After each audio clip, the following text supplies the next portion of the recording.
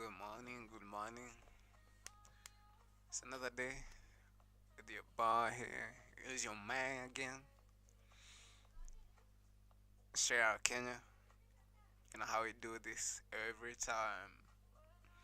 So looking forward for today's transaction. Have everything on set, everything ready for us to get the bread. So it's kinda early. So we try and get the flow on the market. So today I suspected we could fall short early than normal days. So that's why I kind of started the stream a little bit early today. Normal stream starts at 2:15, but today I had to start it on 1:45, so I had to get something set so that we could have some great time together. You know how it is.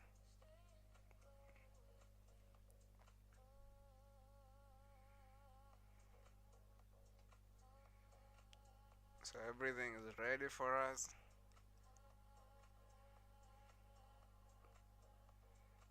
Imagine by the someone blow their account on Monday. Then Tuesday when the big moves come, you don't have no account to trade because you blew up, you blew up your account. It's kinda hilarious. So hilarious, by the way. So we're gonna need that for our 1 hour fair value gap. It's gonna be for much importance. So today we're looking for shorts, and maybe there will be narrative in play or not. Could be clear because look at this push that we have here away from is that for our order block, which is kind of relevant to look at it. So let's see.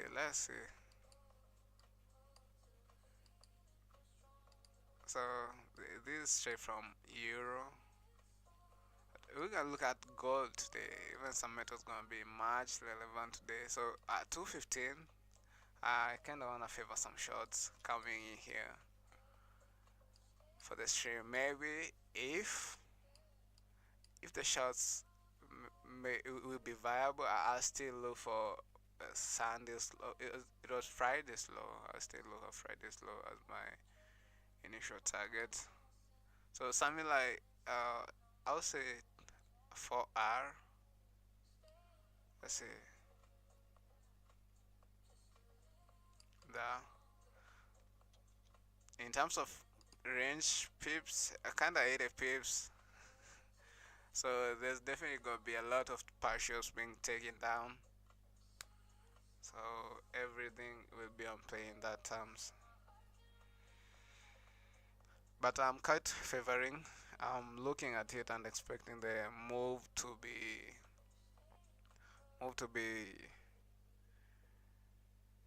released on at least 2:15 because I love the entry points on 2:15 because that's where my most of my model resides at. So how about we keep on waiting and see what we get?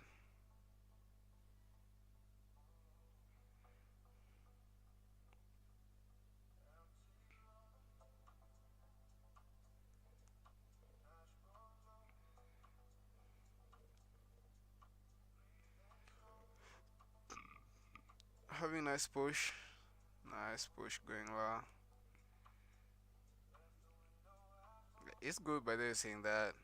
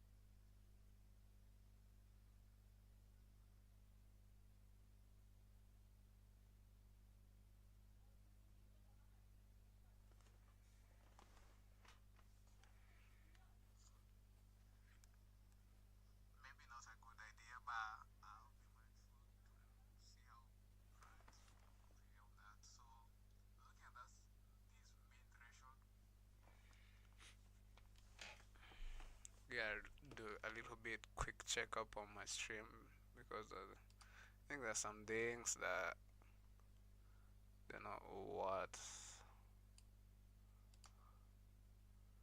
Yeah,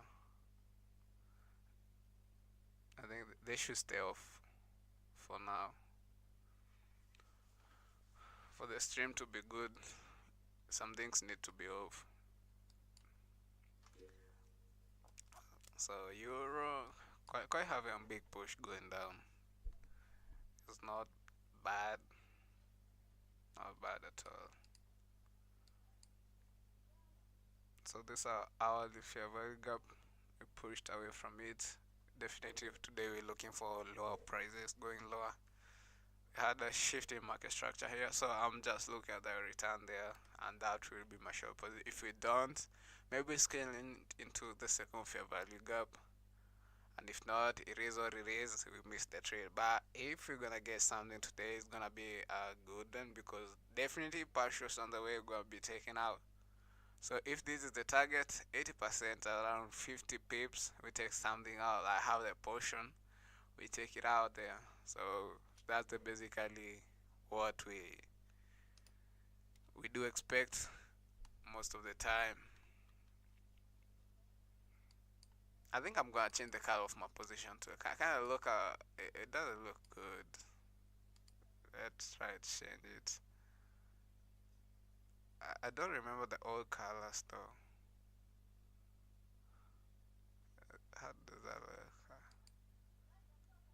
Not good.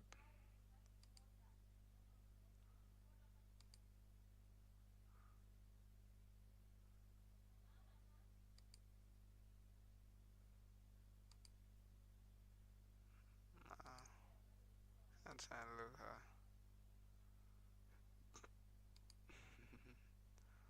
Don't know. I think that one. You guys tell me what's the good combo. I mean the combination. Wow, that's not good.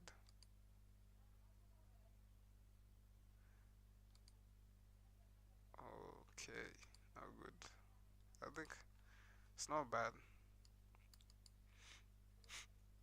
that way. I kinda keep on changing my candlesticks colors most of the time. So let us have a quick checkup on pound and also on gold. So look at pound. Pound was able to create a high here, which was in my session. So I'm gonna take this off and this off. I think there's lot of no, lot of. Okay, there.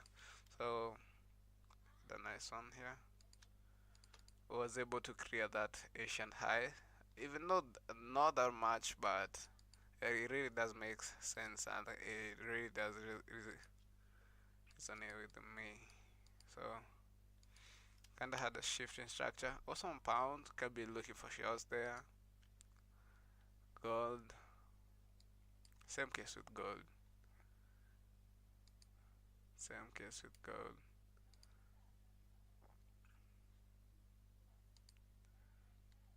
Same case with gold. I think gold should watch out for this low. Do we get a clear shift and do we get a model in that or in there? We clear that pool one more time, clearing Monday's high on Tuesday, so it's kind of important. For me personally, I wouldn't fuck with gold right now, if not on longs. But these lows, it look kinda so relative to me. I think price may want to dip down below these lows for today. So having that small 15-minute breaker point.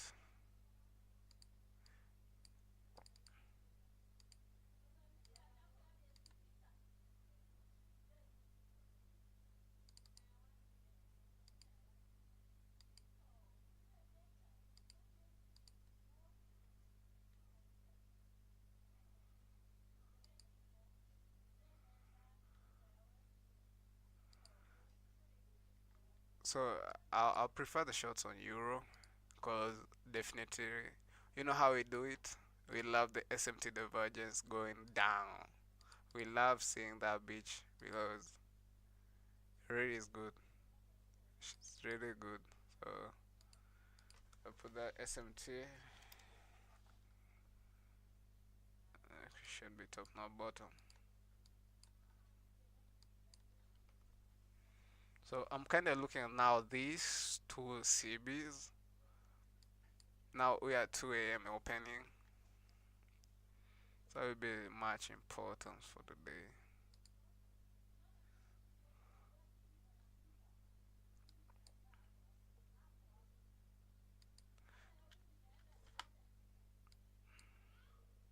This was yesterday. See what happened. I was unable to keep the position on internal range sell side. I was looking for this external. It didn't deliver. It is what it is. Then try one more shorting on new session. Took a loss. Small loss though. Doesn't really affect my trading. Okay. So I'm gonna just try clear things out. I love the chart which I'm executing on to be a little bit naked, not in terms of having a lot of colors in it. I just love seeing midnight opening, midnight open, and the weekly midnight open. So the chart that I'm executing on, I don't really like seeing a lot of noise on it.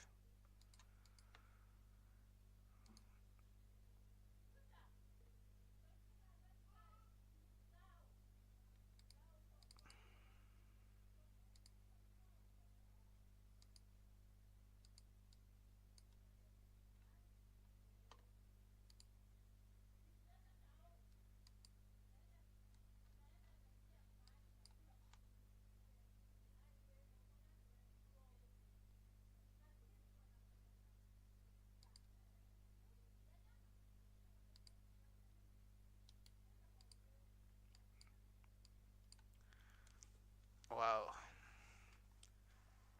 she keeps on pushing. She keeps on pushing, bro.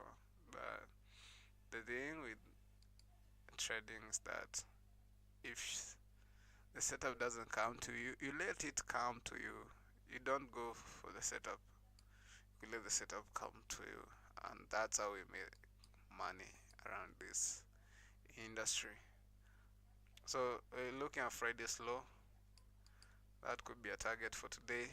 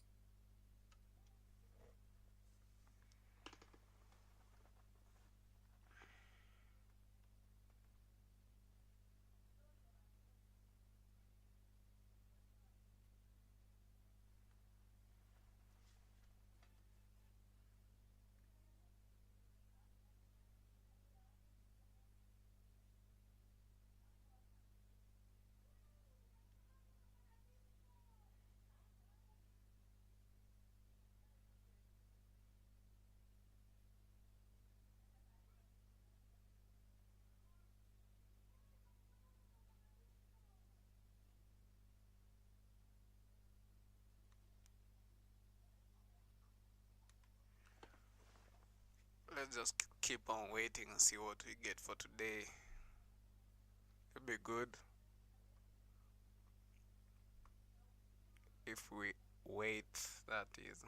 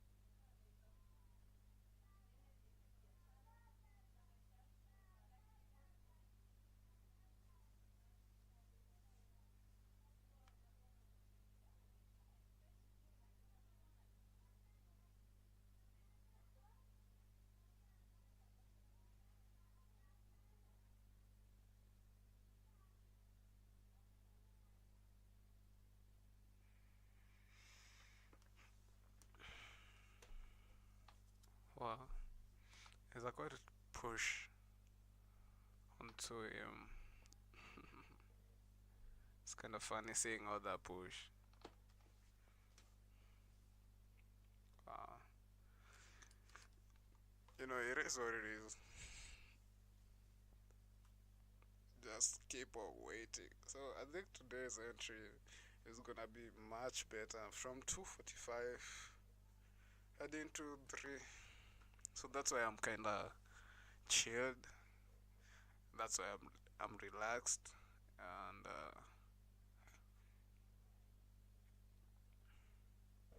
I'm just waiting. Okay,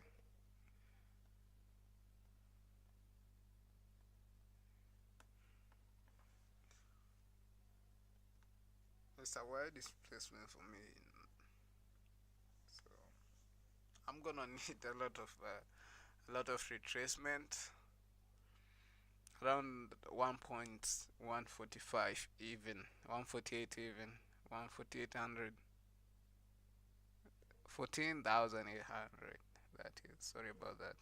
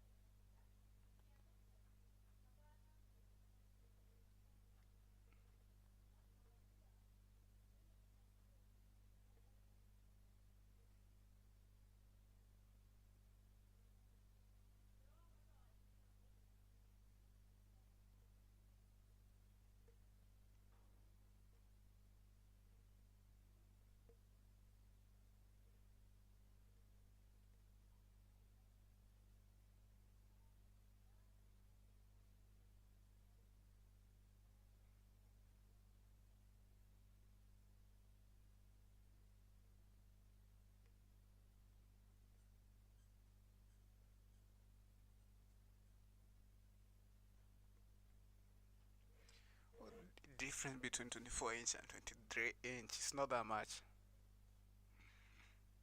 in terms of it's an inch, just an inch, and it's a refurbished one.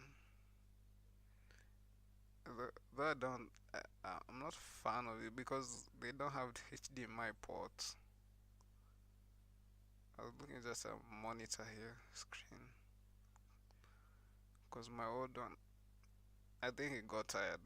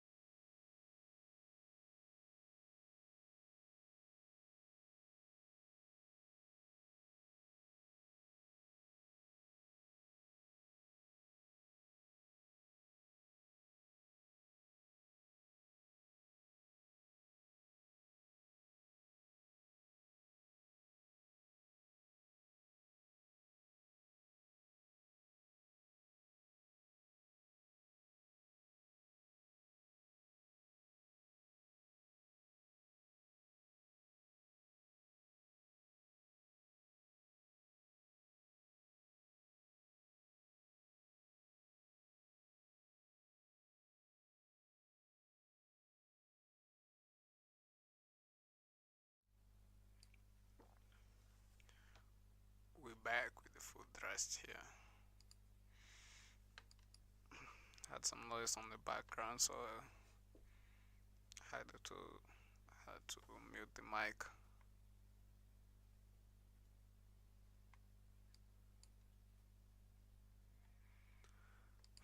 So my interest still remains here.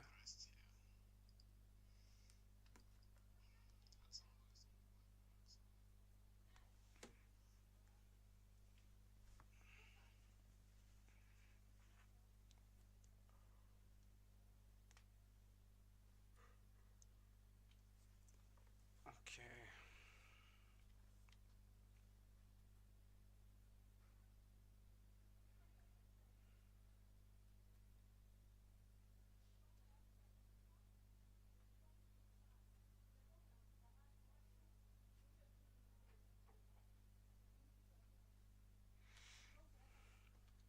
Let's jump on a 30 minutes. Doesn't look really bad if you look at it in terms of 30 minutes. It's not bad. I think even on hourly charts, I love to see the three open. So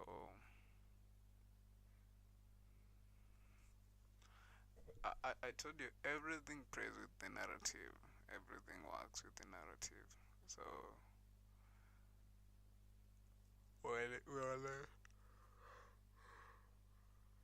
sorry about that. That's why I don't I don't like putting my streams on my camera on because I get hilarious. So that's our early chat. Let's look at for not bad. Doesn't look that bad. So 15 minutes. We're gonna need a CB on 30 minutes fast. I'm gonna need its quadrants. It's gonna be relevant in knowing where we're gonna enter the trade. Okay. So let me jump on a 15 minute. I think on 245 could be a better entry, regardless of what we are seeing here. So midpoint here. Okay. All right. Let's look at optimal trade entries. Yeah. I'm yawning because it was morning.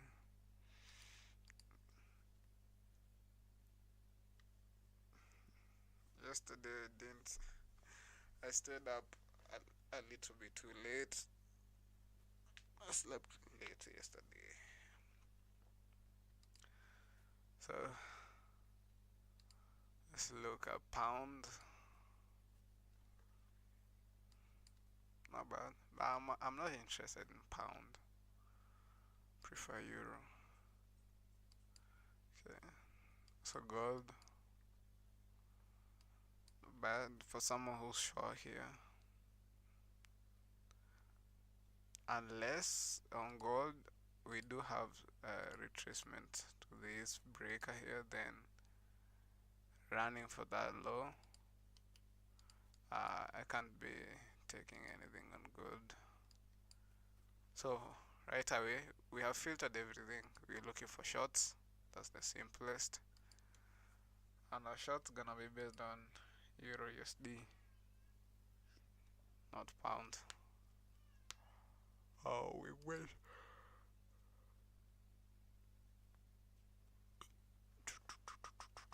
Okay.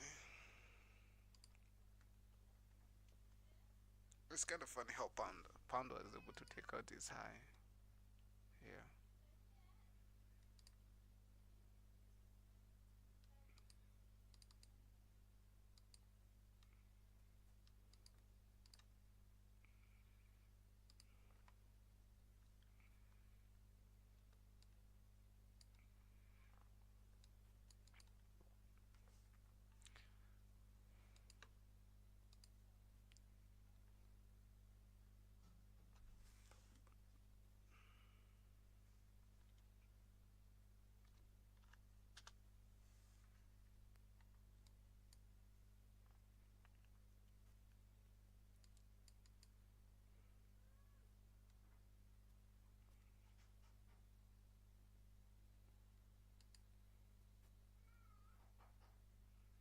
So I still prefer euro. I was just looking at the correlation there. My interest is still on euro.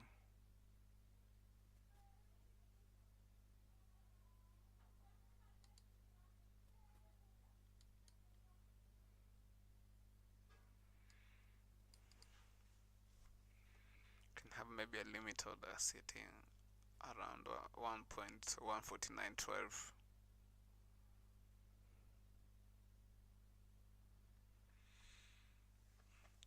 Around 245 to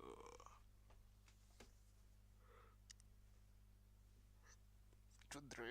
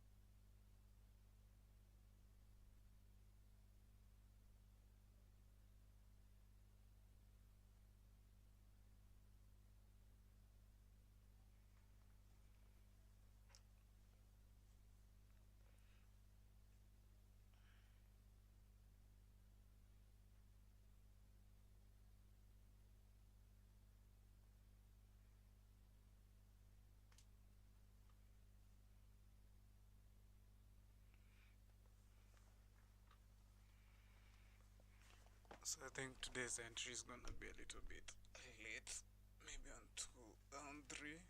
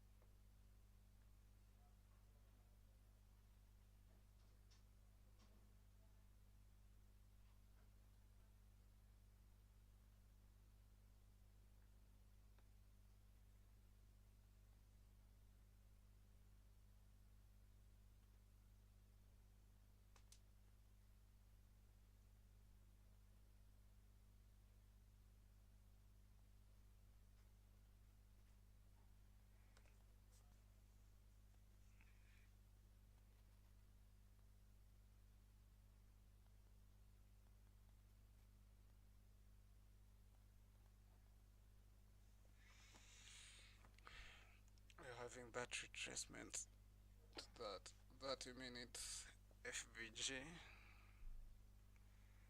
CB.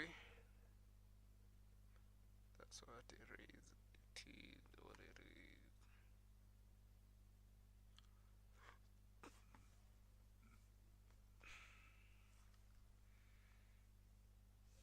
Okay.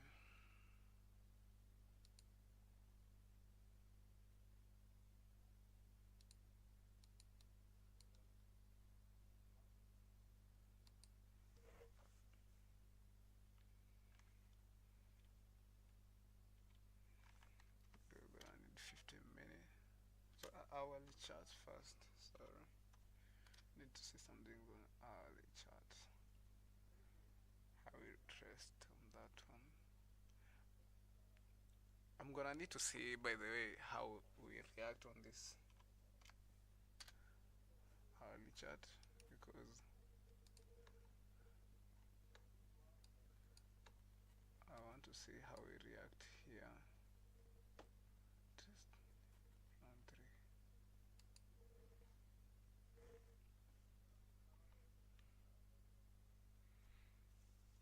Let us see. Let us see.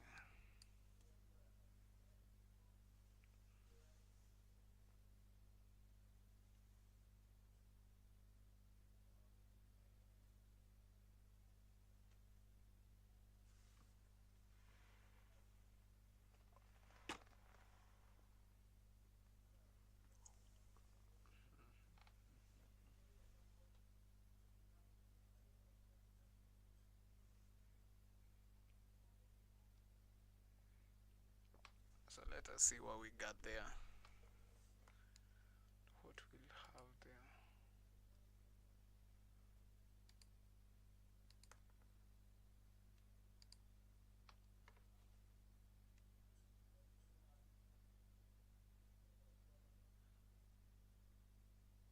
I grew up in a neighborhood that was considered white trash, the white ghetto. I had everything stacked against me. Everything. I had no pedigree that had money before me. I had no advantages where people could help me get into certain things, fall into certain, perfect scenarios for jobs. I didn't have any of those advantages. I didn't have this, where somebody's whipping my ass into shape when I'm doing stupid shit. Get me back on the rails. Keep me focused. Let me tell you something. My feelings would not have been fucking hurt because this is exactly how my grandfather talked to me. And I miss it. I wish I could hear that Navy man whip my ass and look, get your head in the fucking game. Focus on this. What are you looking at that shit for? This is what you're supposed to be focused on right now. Yes, sir. I didn't have that when he passed away. He didn't see me do this. You have someone in me that proves that we can do this consistently. I'm teaching you how to do it. I'm giving you a mindset, a way of thinking about it, how to conquer your demons, wrestle with them, pin them, beat their fucking ass. But you have to show up and do everything I tell you to do. And everything I tell you not to do, you need to keep it away. Filter it. Cope. Whatever you got to do. But you cannot bring your opinion about what it is and how it is that you should be trained when you don't even know what you're going to be doing as a trader. Do you even know? You don't. You have an inkling. Oh, I'd like to be able to trade this model 2022. Okay. Can you really break down that model? Do you know it like the back of your hand? Or that you see it after the fact in the chart? Because if you know it, you can see it when it unfolds in real time. But if you're only able to see it after the fact, you don't know it. You're still learning. And it's easy to talk yourself into you know more than what you really do. Because when I was a young man, I was talking all that shit to my friends. Oh, yeah, I know how to do this and I know how to do that. When I was still struggling. And they didn't know enough to say, you're full of shit. They just saw me making money. But they didn't know I was wrestling with 5 other fucking trades that just barely blew my fucking account out. And the shit that most of you are doing right now is very similar to that. You're focusing on just making it to a positive outcome, but showing no public display or voicing what it was like for you to get through the other shit to that. And that's how I teach. I teach all sides of it. You're going to get the good, you're going to get the bad, the sweet and the sour. And sometimes you're going to get a woodshed moment. You want that. Trust me. For some of you that are foreign, you get very easily offended with people like me or Americans because we sound arrogant. When you know something and you're confident, it sounds like arrogance. It's not. I'm not arrogant. I know where I got all this from. But I also know that humans have tendencies to overcomplicate things and make excuses for why they fucked it up themselves. They prolong the experience more than it needs to be. So when I tell you don't push a button, don't even try to push a button. The benefit is you're going to get so bored with seeing what these things are doing, all these setups, and you're not going to have any impulsive rush, this impatience to do something with a monetary reward or fear that it's going to lose. See, I say this a lot, but you plug your ears. You don't want to hear about it because you know damn well tomorrow, later today, Friday, you're going to be listening to something, whether I say it or someone else is going to say it, and it's going to inspire you to do what? Gamble. and you just need a scratch off win experience. You want to go there and buy a scratch it off, and guess what? You made $50. You made $100. But what's it worth if you were sweating bullets the entire time? You didn't learn anything. You're going to try to ignore all the uncomfortable feelings that you had while you took that trade if you did it. And you're just going to try to sugarcoat it with, hey, I made money. Let me go over on social media so I can ignore all of the fucking bullshit I had to endure for this little tiny peanut of a win, which I won't be able to repeat anyway because I don't know what I'm doing. That's the reality of it, folks. And you know damn well what I just said was the absolute truth. But you never would admit it on social media. But if we were talking at the pub, at the bar, at the restaurant, and you want to have a meal and talk to Marcus with me, that's what we would be talking about. You would confide in me in that setting, but not in front of other people where you can be judged and laughed at. You're all that are pushing the button to get trades. You're trying to lie to yourself the wrong way. You want to be able to tell yourself you can do this when you're not ready, and you'll lie to yourself and say that you are ready, and you'll do stupid shit like go and try to get a funded account, put live account funds at risk when you don't even have a track record to prove that there's a reason for you to be doing that. Are you consistent? Because the only thing consistent most of you are probably feeling right now is that you're uncertain about what it is you're going to do. That's the measure of uncertainty you have, right? I mean, that's the consistency, rather. It's the uncertainty you have. And that's normal. But some of you are uncomfortable in that state so much that you're willing to do anything to distract yourself from feeling that. Much like that young man with that piece of jade in his hand. He wanted to throw that rock, I'm sure, at that jade master's forehead. Shut the fuck up. I need to do something. I got shit to do, man. There's cars, there's women out there I want to entertain, and I'm not trying to be brash, but young man, you know exactly what the hell you're trying to do this for. Okay? Yeah, you want to flex with your friends and look good, and everybody's like, yeah, look, this guy's got it all put together. But you want to go out there and floss in front of these young women and be a dog. That's exactly why you're trying to do this. And you're going to fail. So let me just remind you, you're not going to be doing very much of that because you're doing all the wrong things in the beginning. And you're probably going to spare a lot of fathers, daughters, heartaches because of it. Because you're going to fail. But for the folks that are really trying to make a way for themselves and find the approach to doing this consistently and finding profitability, you're going to sacrifice. You're going to put aside that feeling of, I got to get through this quicker because I'm uncomfortable. I don't feel like I'm being productive. I got to get through this part real quick. And you won't take notes. You won't study. You won't desensitize yourself by going through these very moments where it's uncomfortable, not knowing what it is that you're supposed to be getting from it until you get it. And then when you get it, that experience, you think to yourself, wow, I didn't expect to learn what I just learned. Now that I know, wow, that's a totally different perspective I hold over myself as a speculator and what I'm learning. And I know enough, and good educators know enough, that they have to put the students in the laboratory experiment repeatedly before they can observe the measure of change, learning, and understanding. Every day I'm giving you that green rock. Some of you want to take that green rock and be an alchemist and turn into real money right now. And you're not ready. And you're going to get frustrated because you couldn't do it faster. And lose sight of what I'm reminding all of you is slow down. You can do this. But you cannot do it consistently by rushing into pushing the button. Because you don't have the experience to know and trust that your progress can be measured without you doing any button pushing right now.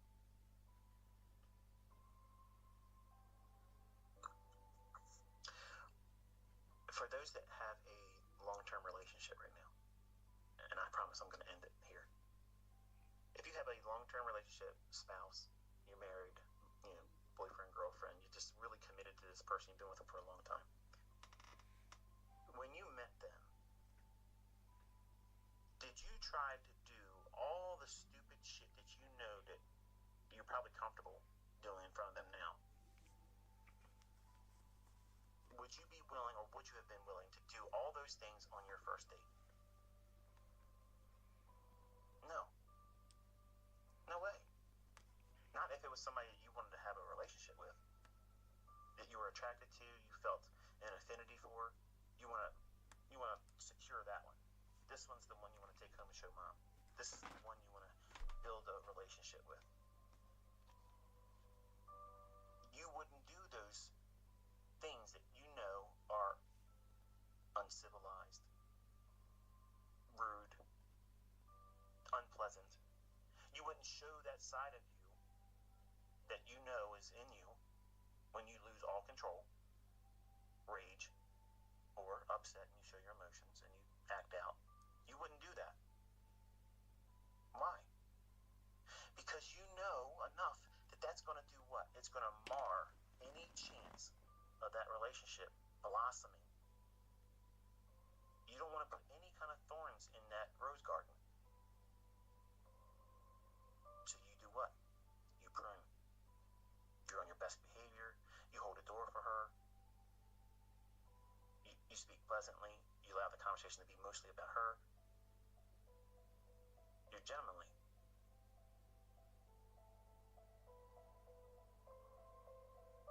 You, when you come here and you're trying to learn how to do this and you're pushing all the buttons, you're doing the very thing that you wouldn't do if you were trying to secure a long-term relationship with the significant other that you're with now.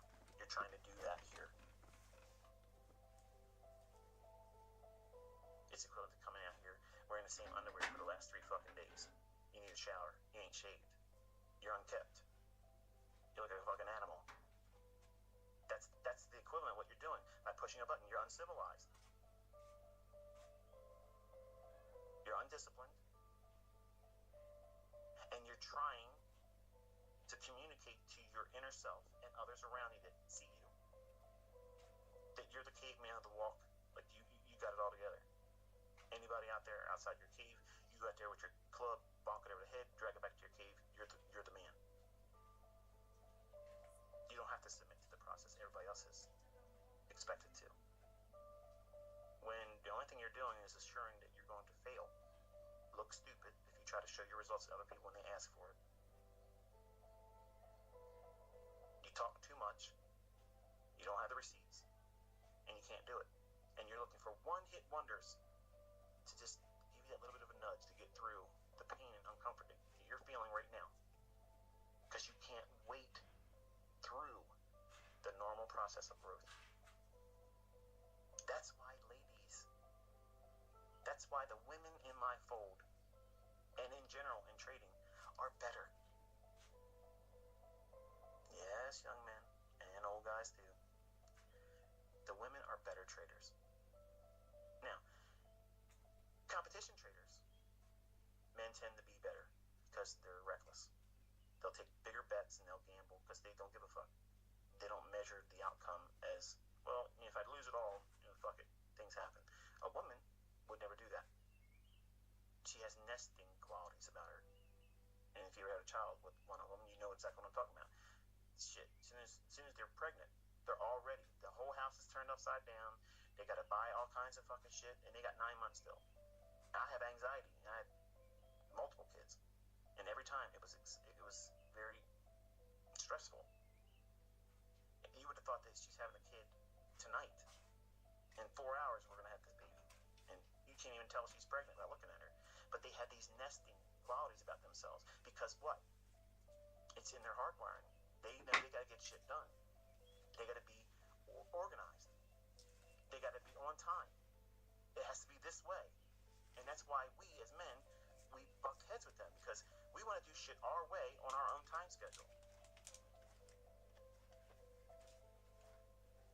And all these things that make us human beings, if you don't master them, they're going to manifest in your trading.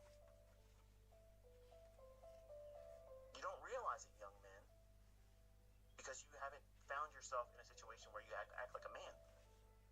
in a relationship, hold down a job long term, build a home, secure a home.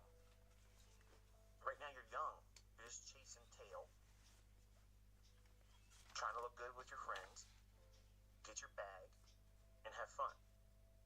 But at some point, when you mature a little bit more, you're going to know the things I'm talking about now that are impacting you, that are making you reckless as a trader because you're reckless as a young man. You can't operate like that in the marketplace. And when you start having things of consequence that are Okay. well, a real loss if you do things recklessly, which is why I mentioned, if you had a child that you had to take care of, and every trade that you took had an impact on whether that child would eat or not. I'm not trying to communicate a way for you to be stressful about taking your trades. That's not what I'm saying. What I'm saying is, if you're trading for a living and you're trading an account that is only there to Alright. So we are right on the reopen. So I'm kind of thinking of putting in a market order right now.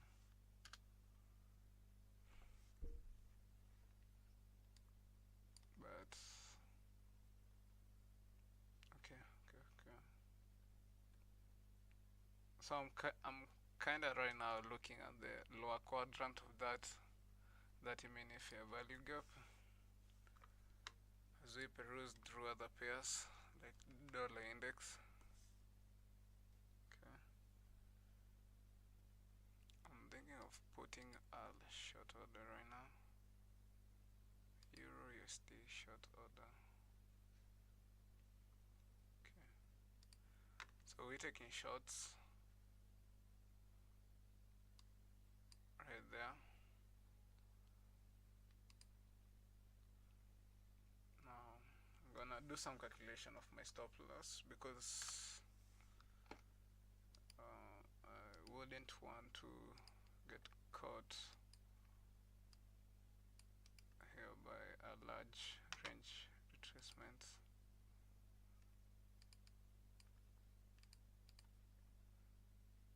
Okay, so we have this fair gap, have this one. So I'm gonna pyramid on this one. So don't mind where my stop loss is. I'll put it just a little bit above midnight open, right there.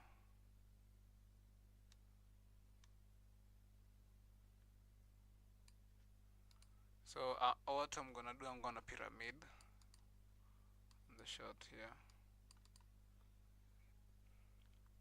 As we touch the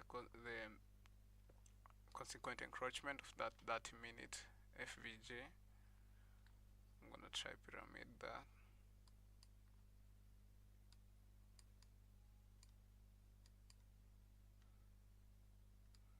Take profit, should be Friday slow.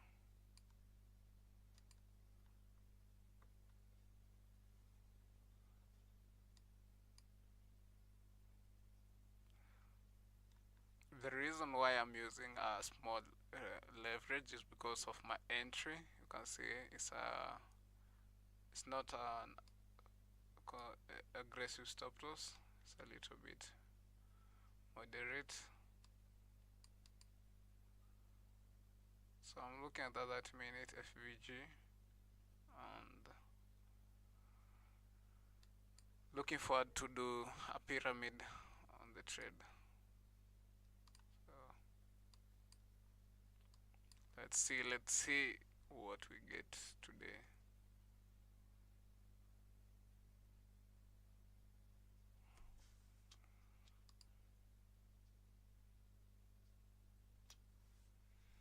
Okay.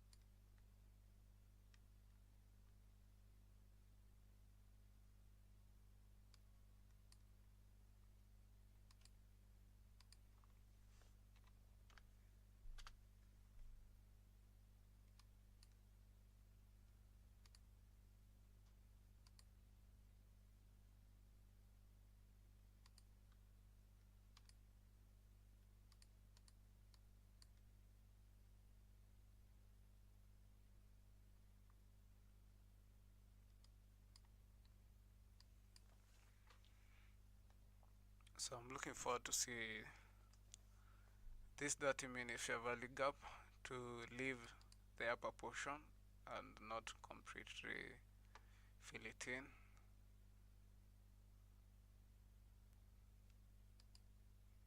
Let's look at gold and pounds. Pounds being is being respectful. I like euro. Also gold.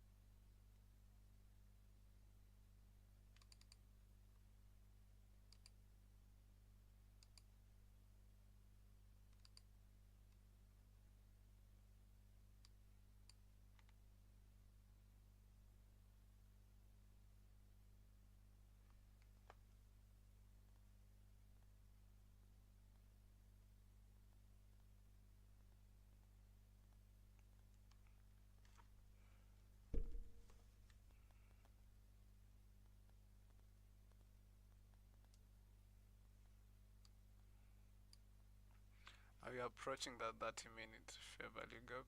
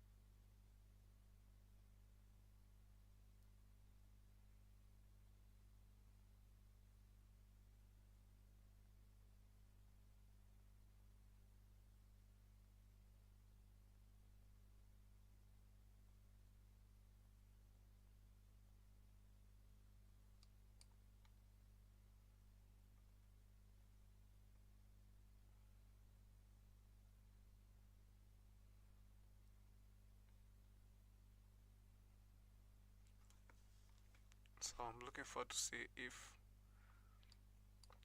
we do disrespect this fair value gap here, and if that's the case, I will sit on the sidelines because I'm not looking for longs right now.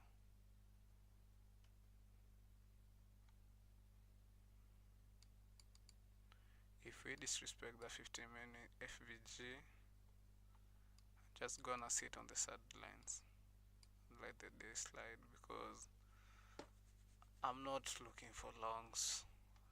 I'm just not looking for longs after all this damage that was done yesterday. I'm just not looking for longs. So let's just keep on waiting. If I get stopped out on this one, definitely I'm sitting silent and I'm gonna try to watch it.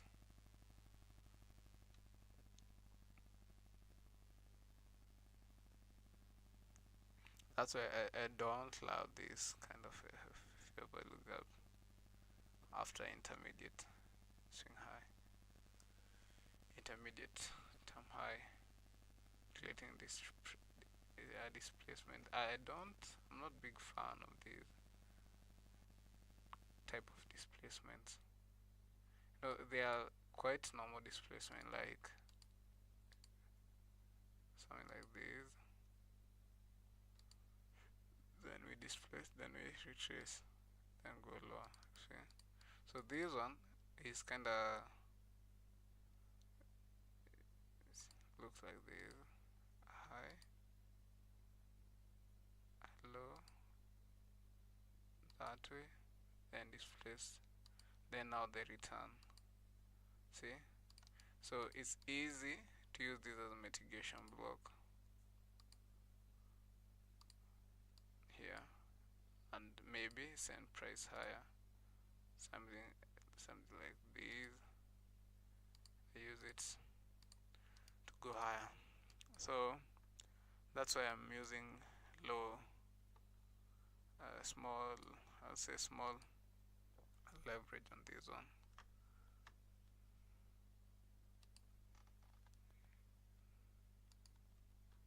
So let's keep on waiting.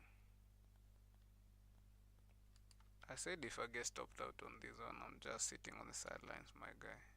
I'm not engaging anymore. So if we are to do a pyramid, could do a pyramid of 0.2. So nice reaction of the lower quadrant. So looking forward to see, do we keep on pushing lower or not? See pound, absolute beauty. Not like euro. Euro is being headache. She's being stubborn today. So looking forward to see this low of this to get filled in,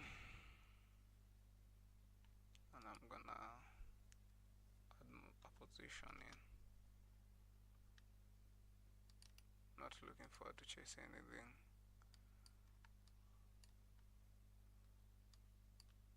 So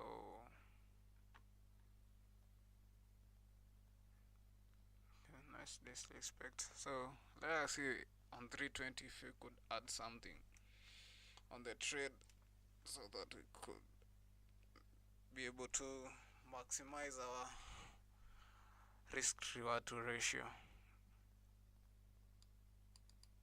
That's nice. 30-minute consequent encroachment, lower quadrant of that 15-minute fair value gap. Okay.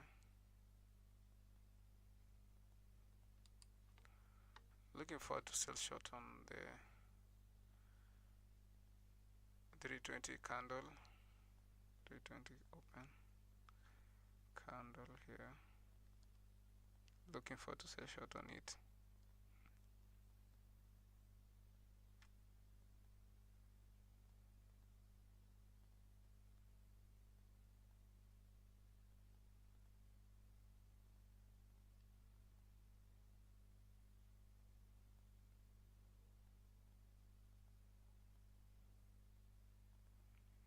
Nice, nice, nice push.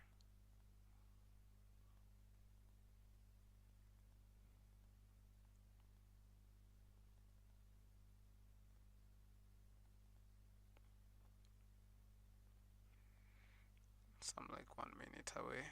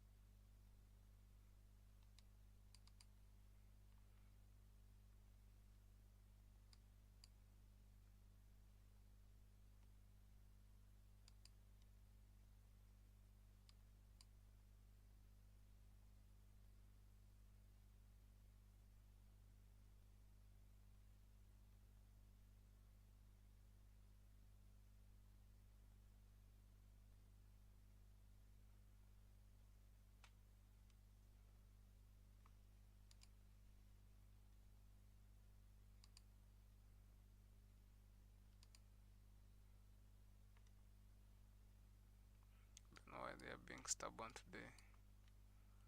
Really, really stubborn.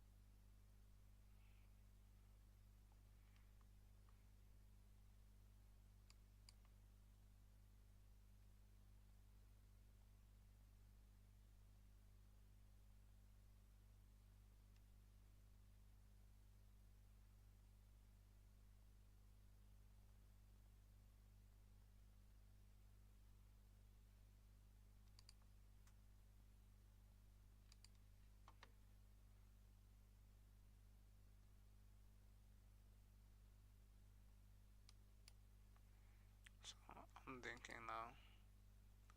I'm really thinking on this one because now this can be a potential manipulation. Then let's see on the daily charts.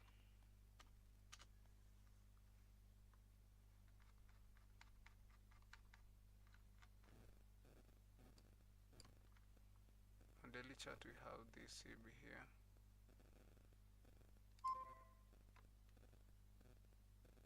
Of this.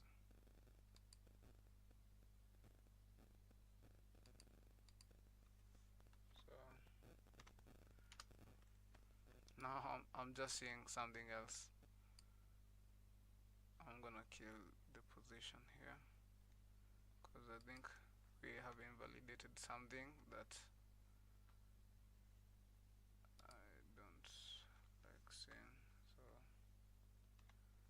gonna take the longs. See if we could get a challenge above this high here. Let's just see.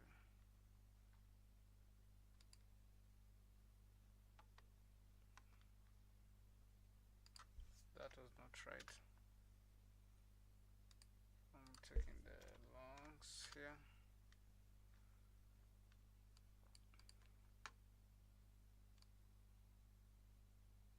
So my stop loss is gonna just be below that 10 pip stop. and I'm going for this this high here. Not much, just a juicy wick.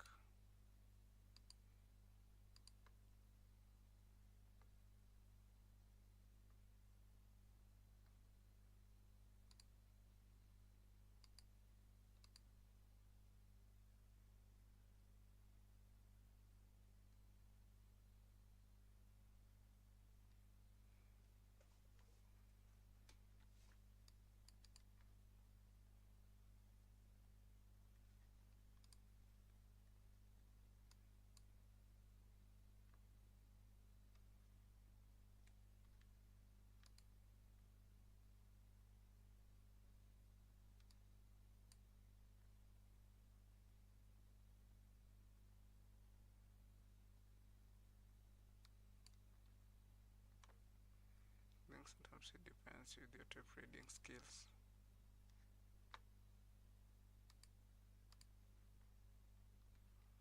This is gonna save you a lot. So I'm changing to longs.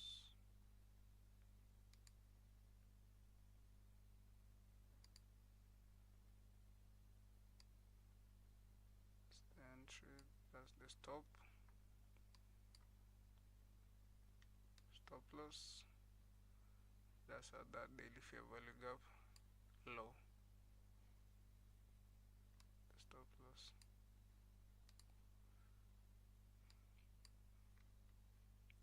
I'm giving the execution there so that you can see the business.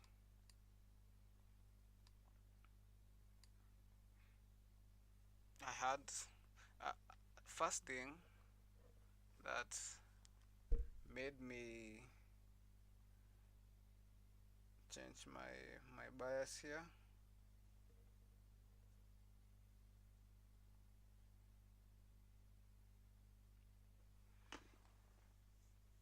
Yeah, it's on Tuesday, even though we're looking for lower prices. Everybody, that's what they're looking forward to. So the moment we had, I was looking for shorts, as you can see, you maybe saw on the start of the stream, and I was looking at this 30-minute fair value gap. Look at the reaction you're having around it. Look at this 15-minute fair value gap. Look at the disrespect of that. We went, touched down on its lower quadrant, then had such a rejection. You know, best thing about trading on accumulation, manipulation. This was the accumulation. Then this was just the manipulation of the land, and that's why it was so quick, and that's why we cleared these lows here. These two lows. That's why you're able to take them out. I was looking at it as a shift in structure, but you know, if you have experience, you can be able to detect something that's not right. And when the cards are being played, you need to open your eyes and see it. So they were just running out this internal range side liquidity. That's why number one, I used small leverage internal range sell side liquidity.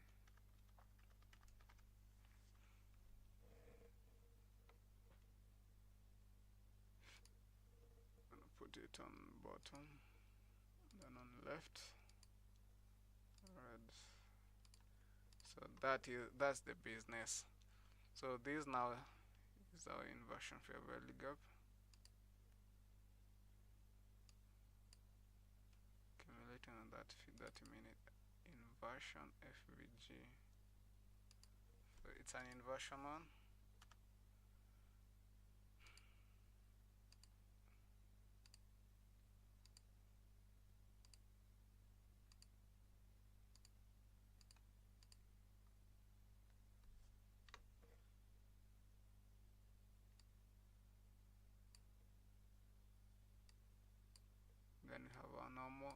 fair value gap here.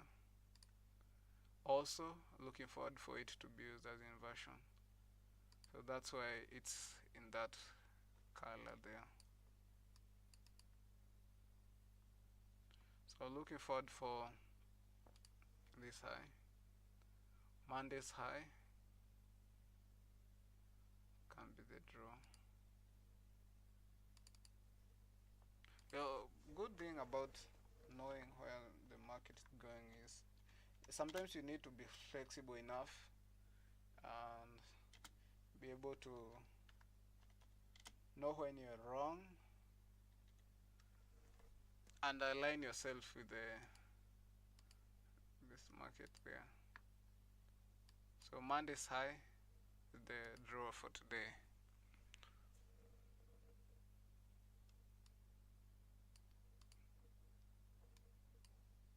All this was just manipulation. I had accumulation, price dropped, then all this, look at all this, stopped out all this, had a run on that. So look at Monday's high. Let's see, pound. I think pound is the better one to take longs on. Look at that, beautiful, so beautiful, so adorable. Look at that, so adorable. But it's okay. It's okay. It's okay. It's okay. Even on Euro, she's not reluctant. She's pushing. She's pushing into like a bitch. So it is what it is. Let's see if we're gonna get those 40 pips for the day. And the partial above Monday's high. Okay.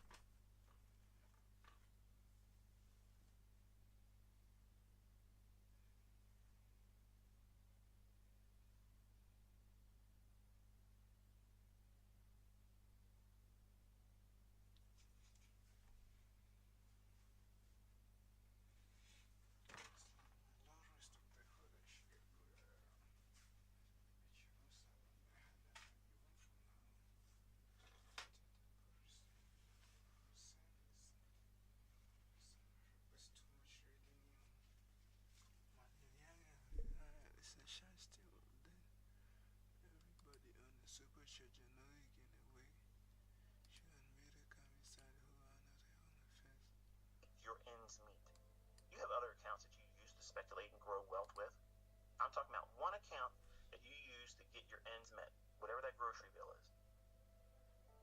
You're not going to look at that candlestick if you're responsible. If you're a parent that cares for that child and wants to weigh out risk and not do things impulsively, you're not going to just push the button because you have time to do so. You're going to be more diligent about what it is you're doing to manage that risk. You're going to look at the charts and think to yourself, why am I going to take this trade?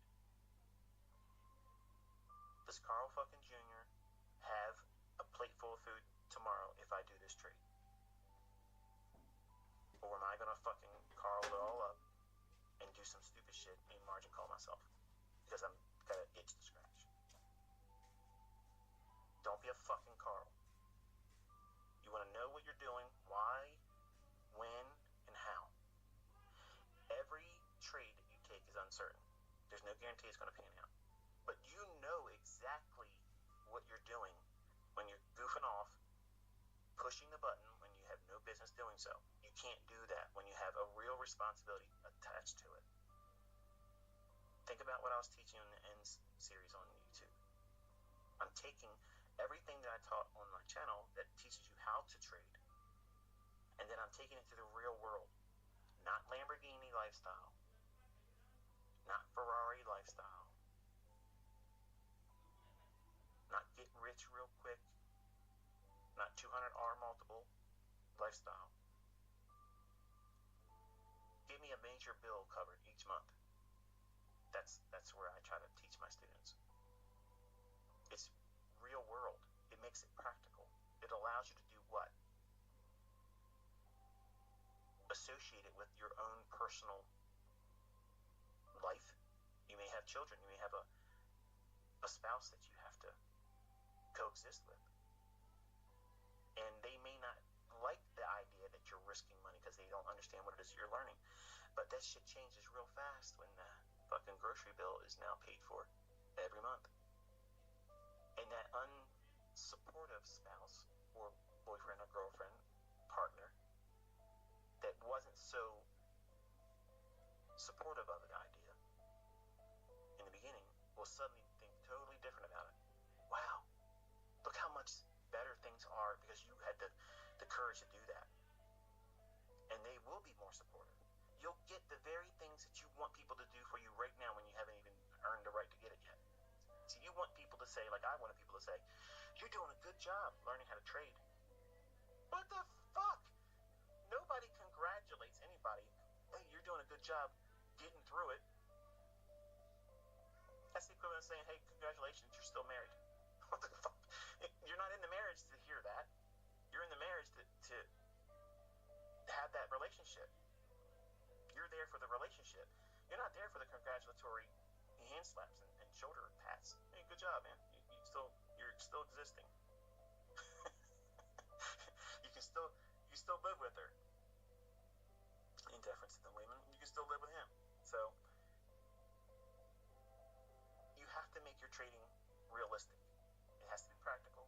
It has to be measured in a practical, realistic way. And the only way you can do that is by doing what I teach you. Keep it, in the beginning, away from the money. If you have people that are in your life that know that you're doing this or making an attempt to do this, they don't have any evidence to support you doing it. In fact, if they're going to be honest with you, and some of them probably would never want to do this to hurt your feelings, but they don't believe you're going to be successful. And I've already told you this morning, most of you are going to feel like you're going to never do this, and some of you are going to absolutely fail. Regardless of what I teach, however I do it, whatever it is, you're still going to fail. It's just the way it is, folks. It's hard. You can't get out of your own way, you're going to fail. And it takes a lot of discipline to keep doing the right things all the time and not do the wrong things.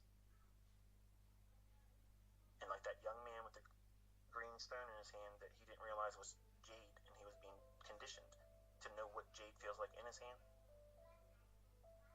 You're in that moment right now. It's uncomfortable in the chair with me listening to these types of things because it feels like I got better things to do, man. Fuck this old guy. I'm not listening to this bullshit.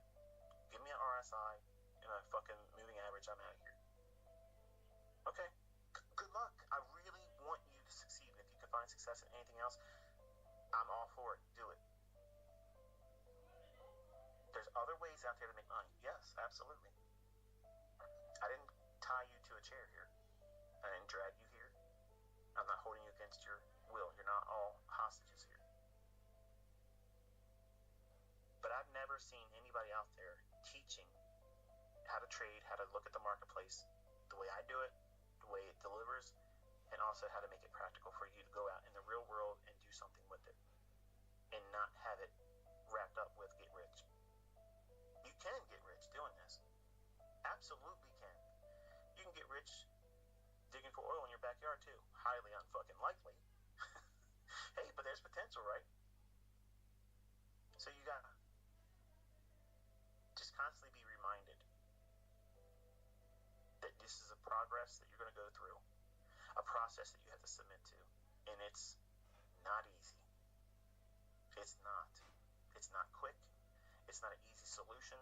It takes a lot of effort, a lot of work, and a lot of cheerleading that you gotta get from me, and you have to do it to yourself, which is what you do in your journal.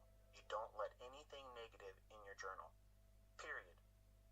That is your love letter to yourself. You're literally writing to your future self sweet nothings. No, you didn't really see that trade forming, but in that journal, you're going to say, I have loved you since the first time I saw you. I knew I was going to have a happy life with you, whatever your model is. And over time, you have conditioned your subconscious to view everything about these fucking candlesticks as a love story to you. You can't wait to be in them again.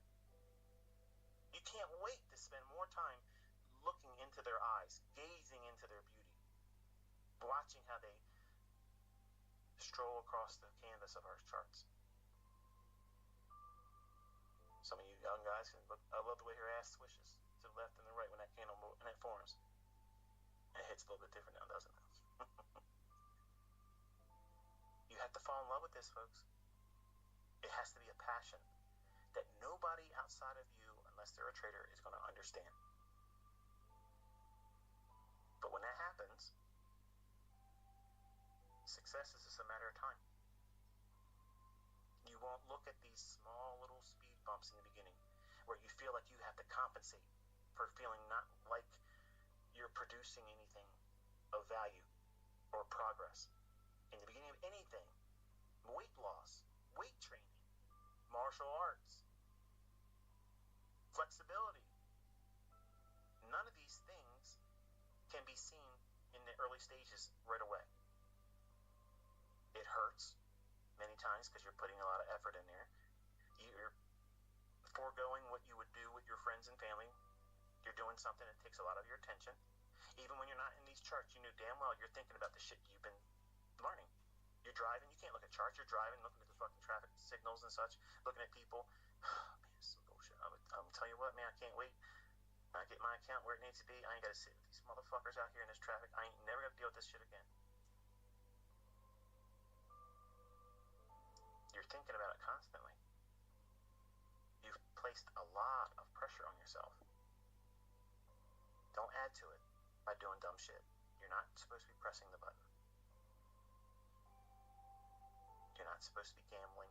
You're not trying to reward yourself with a participation award, a demo trade win, an overzealous live trade entry on your funded account or your live account, just to give you a little bit of a nudge to get through the pain of going through it. Nope. Just squeeze that green stone. Squeeze it in your palm.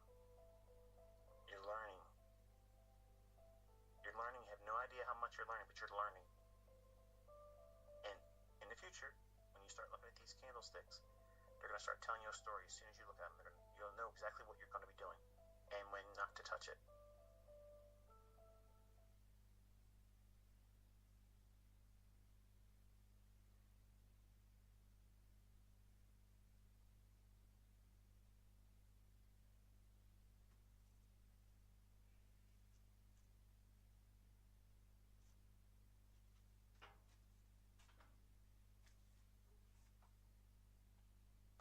$1.7 million. And USA Today wrote an article about how I was the biggest trader of S&P futures in the country. When you're trading, there is no practice mate. It's game day every day. This guy was the world.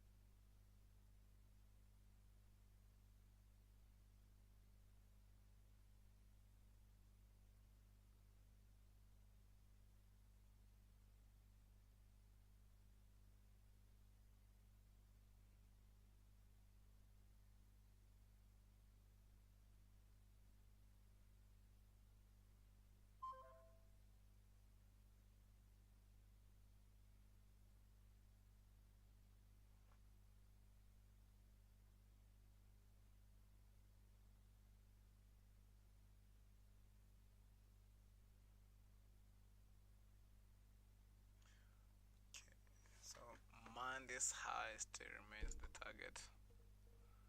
Still remains our target for today.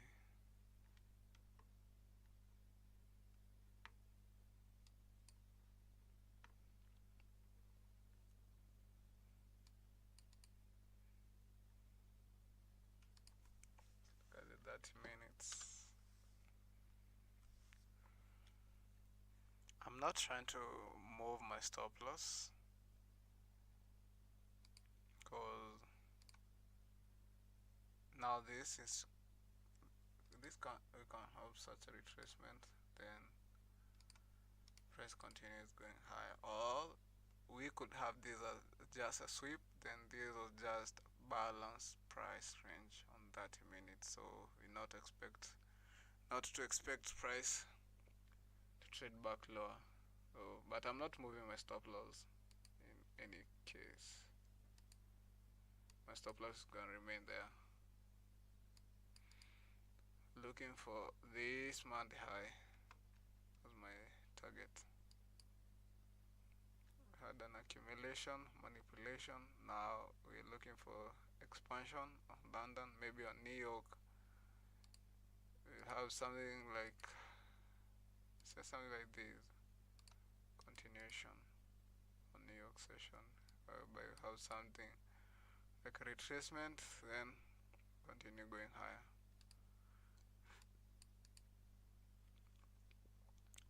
So let's all keep on watching, staying tuned.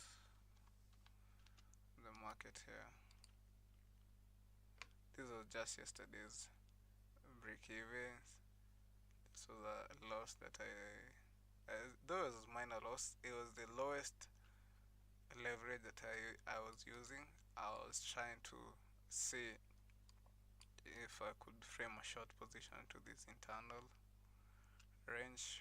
It didn't happen. So we ran out the internal range today in the morning. Then I'm looking forward for a long going to this Monday's high. So that's the most part of the business.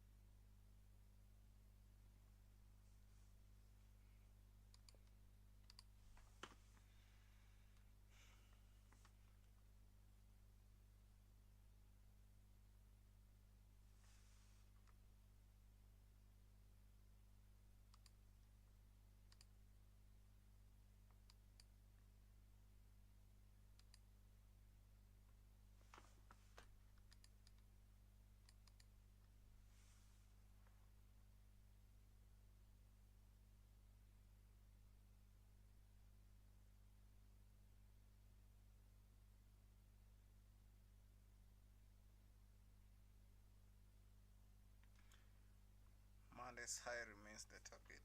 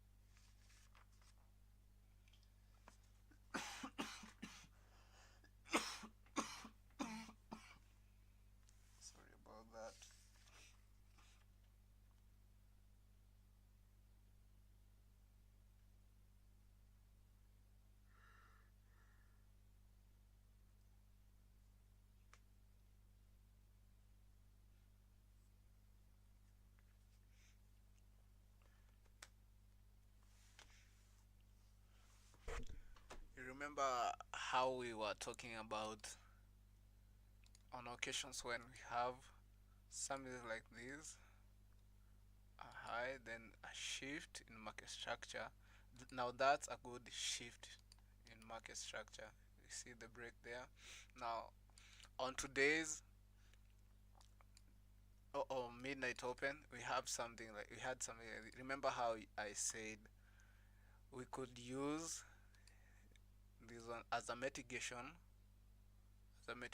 block. Okay. So okay, let me remove that one and redraw it. Something like this. Then a lower high. We didn't break below above that. Had a lower high. Then dropped. Then price is returning. So I was looking forward to see this one here be used as mitigation. Then send price higher. You can look at the live stream.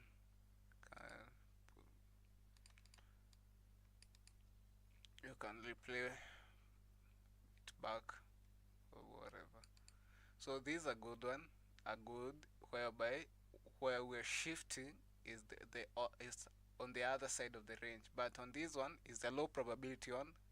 We mostly, if you enter here, you look for short-term targets, some like internal range, and when price returns to it, especially if you had big price movement on a large range here, like here today, we had almost over from that high. We have over 30 pips expansion. That's not normal range, not normal shift in market structure. So I was looking at this as a low probability to return here, then going lower is a low probability. So that's why I was using a small lot and I was ready to reverse the position if what I'm looking forward I'm right on that. So that's why I reversed my position just as we are approaching this block here. I reversed it here. I'm looking forward right now to price to retest back to it here and push to that daily chart. Daily fair value gap high, low, sorry. So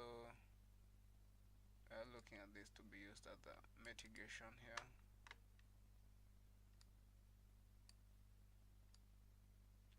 Mitigate into longs. Looking for that one to be used as the mitigation block. See it? That gray area right there. So on this one, I know I'm gonna have to hold for this one a little bit longer, but definitely partials will be taken on this point of interest, which is 70 over 60% of our target. It's almost over 60%. So that's the point of interest. POI partial one out right there.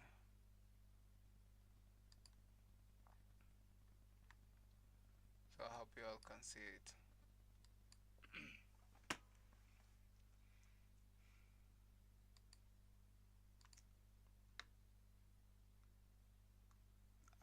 I'm not in a hurry to move my stop loss for this one. I'm not really in a hurry. Just trying to keep it slow and steady.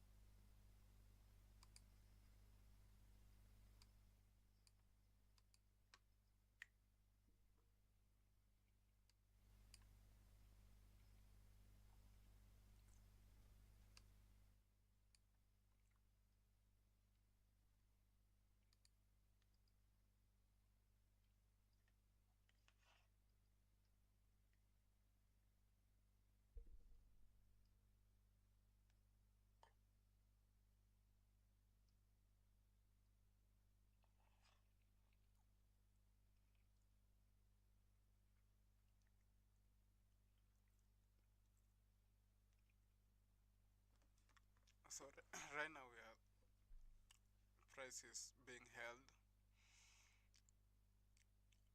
on the 30 minutes. On top of that 30 minutes inversion fair value gap. So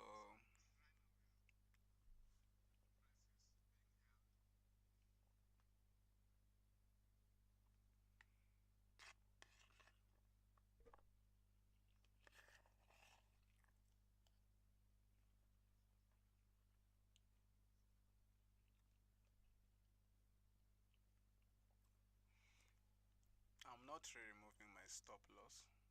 Stop loss is gonna remain 10 pips stop below that 30 minutes fair value gap,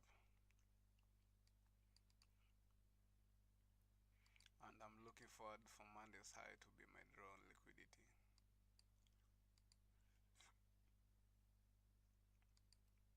So later I'm looking at this block. Remember how I said could be used as a mitigation one?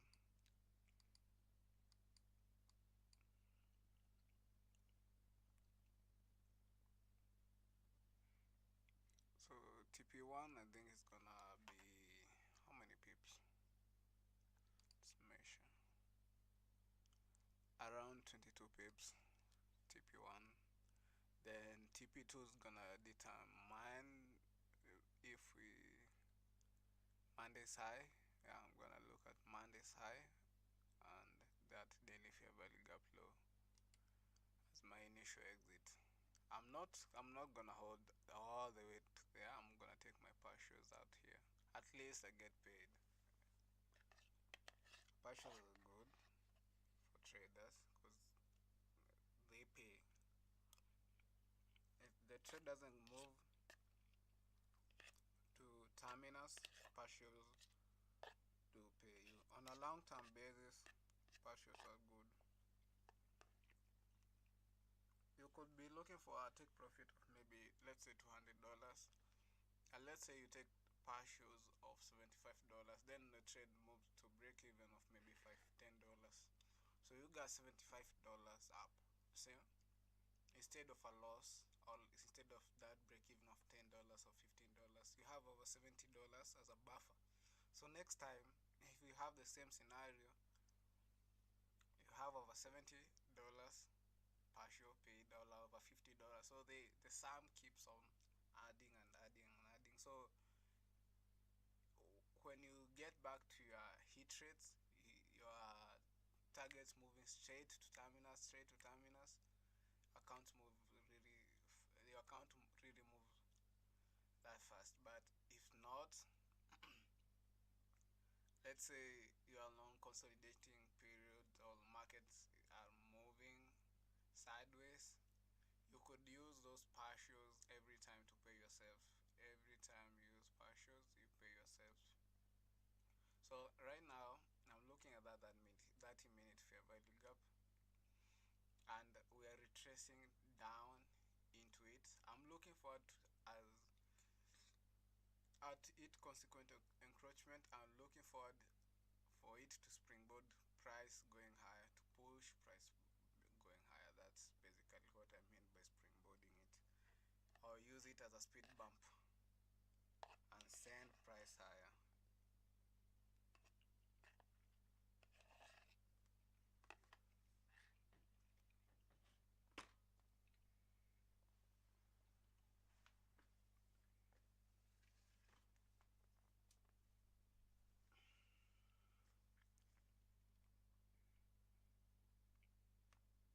I think I'm gonna prepare some coffee here as we wait.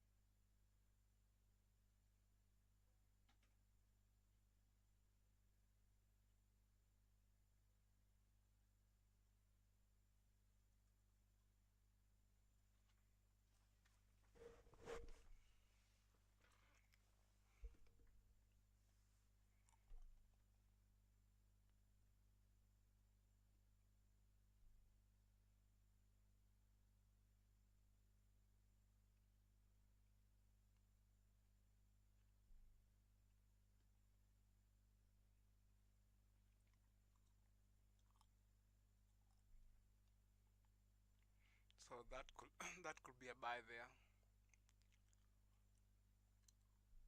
Can take a buy there. Put your stop loss below that 30-minute fair value gap.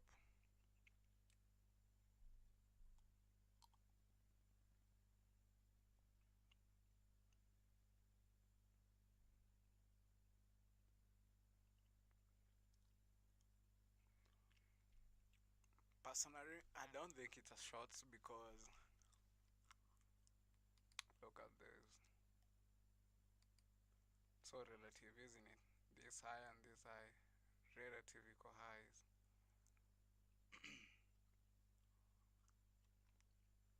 So everybody who's trying to was trying to take short positions, their stop loss are above here, or above this high, this and above this high, and also on Monday's high. So a lot of poles of orders are resting above here. Let me add on a small, I think 0.1, let's say, so that I can show you the proof of concept what I mean. I'm saying that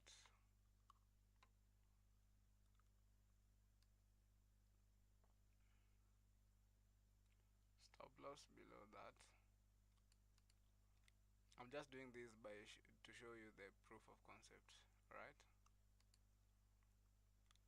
That's what I'm doing here.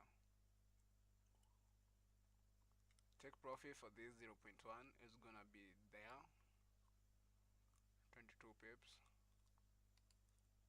for the day.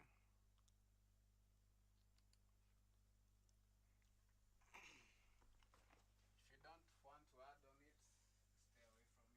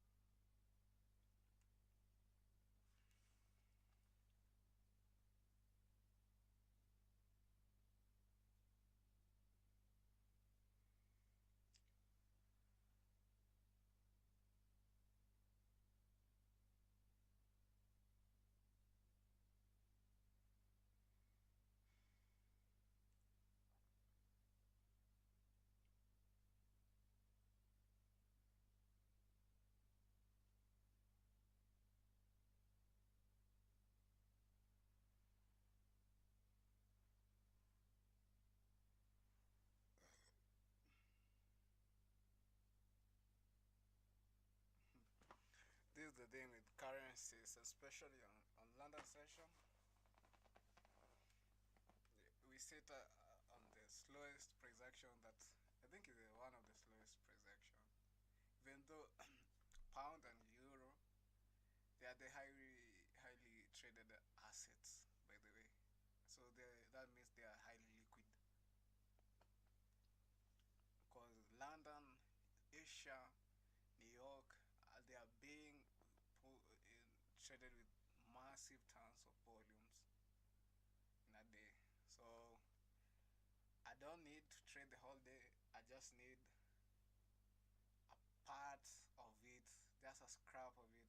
If I could scrap some pips on a session consistently, that's all I need. I don't need anything else. That's all I need.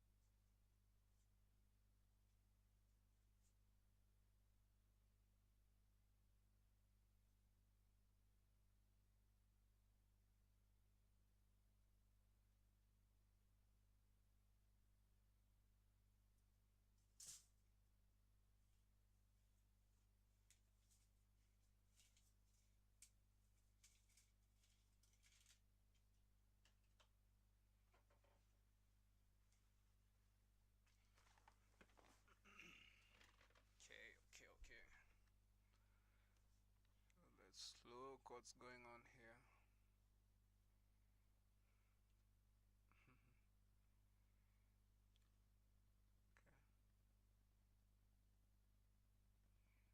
Just they went slight, just a little bit above the high, but that's not important for me to consider that high being taken out. It's just a small spike, and maybe tricking traders is going short. Support and resistance, guys. But I don't know how those guys trade nowadays. I don't know, cause I feel like the market nowadays is so manipulated that if you don't have the context, you're gonna get your ass bent. So a long time when I used to trade, use that support resistance, have this high created, tap on it, break above it, return to it, use it as I don't know whatever resistance, or yeah, one more time tapping on it, selling short. Maybe they profited here, but if they didn't exit their position, all this was just accumulation, manipulation, going for this internal range, sell side liquidity. So right here, what price is doing is they are just tricking them, thinking that price is gonna short. So looking at this demand zone, they are looking for shorts. So if I was a market maker, what I will do is that I'll play the game that they're playing here. Look at that. For me, as a smart money trader, I'm using that as a additional entry. As when they're selling, I'm taking those as a buys on the most efficient price. So on this demand zone, you will see big price push above this high because there are orders resting above here. So we could see a large candle expansion above this demand zone right here. We'll see a very large candle, and funny thing, what they like to do, or if I was a market maker, I will not offer them opportunity to exit. So I'll push it higher and push it higher on this until this point of interest, and not even give them any chance to get into long positions. By saying getting long position, I'm saying something like this: I'll not give them a chance to return to that demand area and going higher.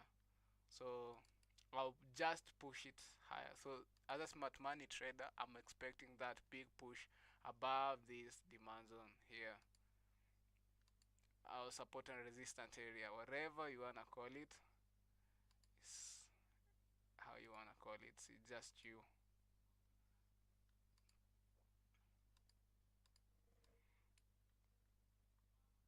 So let's say the business, and you're gonna see what I'm trying to tell you. They're gonna really push big candles above this high and not offering these traders right here a chance to exit their short positions. So that's why, as we were retracing down here, I told you you could use this as a long entry and try to buy that, because I was looking for these people who are selling short here and buying their position on the lowest and most efficient price. Look at the business right there. This is just carnage. This is just carnage. Let me remove this one so that we can be able to tape read the price together. Look at the business that's happening right there. At a what? At a area of interest whereby support and resistance traders or retail traders. I don't say that to offend anybody, but I'm just saying how I look price in terms of my perspective of studying interpreting price. I look at that as a demand area where masses are trying to sell short, and as a smart money trader, I know the narrative of what I'm expecting and what we should think as a smart money trader. So when the masses are selling shorts, we buy their short positions and accumulate into longs positions, because the way the price was dragging here, there was not enough sentiment, or enough orders to make price keep on pushing higher. So you can see how we are just running above those highs. This is a large, it's a really large move over the high. Let me measure that candle from the open to the low of that, the high where it is at. Look at that. Anybody who had like 7 pips stop loss above this high is getting crushed. Anyone who's selling short here, maybe stop loss is here. Their time is coming. They're gonna get crushed, and that's how we anticipate big push, big runs, and we hold and buy into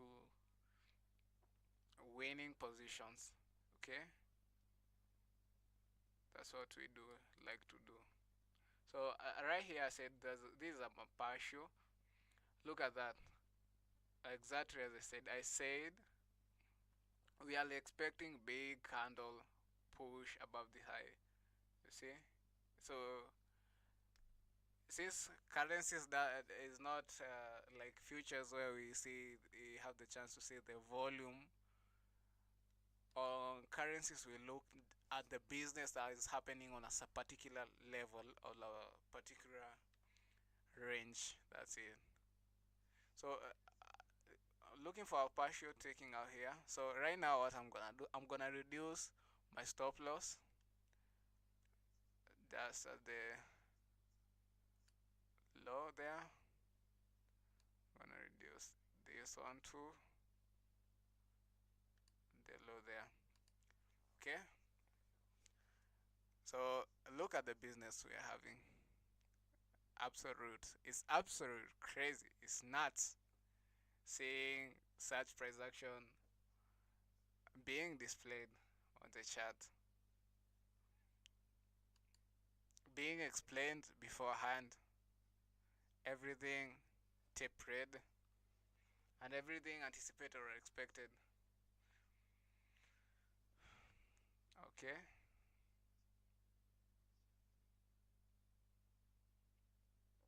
So right away TP1 almost getting hit, and as we are taking out TP1, I'll be looking forward to reduce most of my position on 80% of where the target is. As personally, I think the target is on Monday's high. That's what we are looking as for target. Sorry about that. So 80% of the position being on an optimal level is where we'll be closing most of our position. We'll be taking that out. Okay.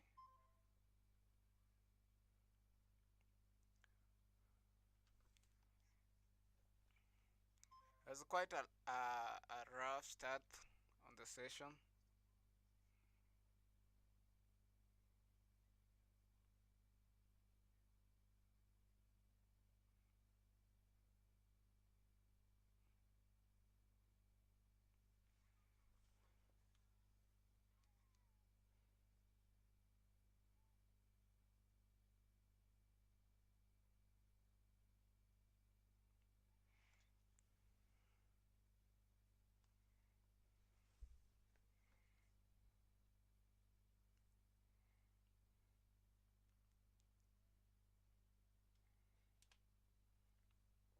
But today's range, I think price did really stay in. Today's range was today's session, or intraday session, price action was so slow for me. So we're approaching that point of interest. I want that candle to be taken out already. Just do that push above the high, because definitely all this was just a big push, not allowing these traders around here to exit their positions. So that's why he had such a push. Let's take a quick Look at pound. Look at 30 minutes. Nice, nice, nice. So I'm kind of looking. Let's look at pound. Wow, beautiful, absolute beautiful. Oh, also on gold, I think gold is pushing in strong. Okay, that's why I say fat gold sometimes. Uh, I'm looking forward to see that partial being taken out. Really.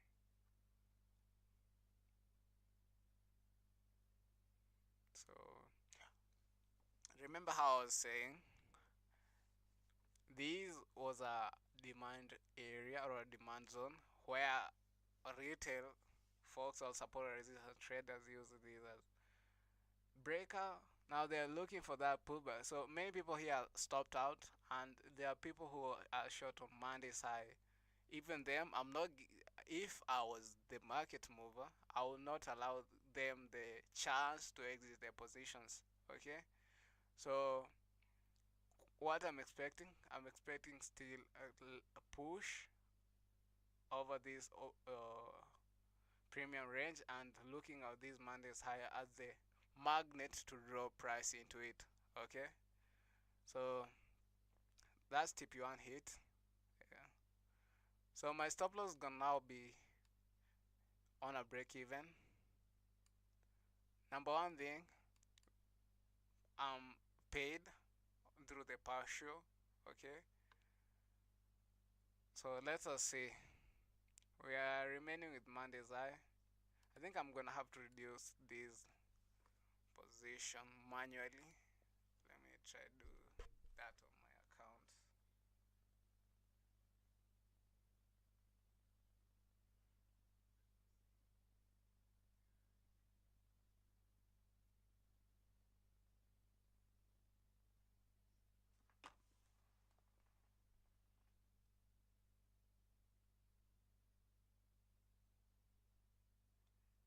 I don't know if it's gonna close the whole position off or not, but let me try it. Because at points, sometimes you need to micromanage your positions and try reduce positions. If they are large, you try reduce them certain points. Okay.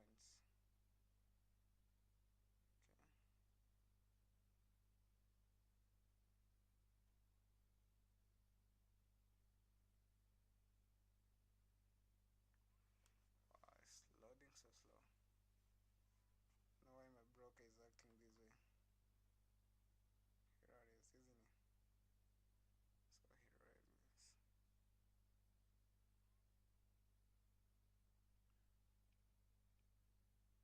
Nice push, nice push. One thing that I was saying is that I'm not favoring price to rebalance these buy side imbalance and inefficiency until we take out Monday's high, so that we don't offer these people who are stopped out here a chance to take the longs. Okay, so that's what I'm expecting, these to stay open for now, and if at any point price may try to rebalance onto it, the lower portion, the lower portion, sorry, not portion, that's kind of funny. The lower portion of these buy side imbalances and inefficiency, so it should stay open. Okay, so let's keep on waiting and see to get for the day. I'm looking at this Monday's high. If I look at it in terms of this candle, I'm not seeing a rejection block here. I'm seeing an order block. Okay, so let me do something.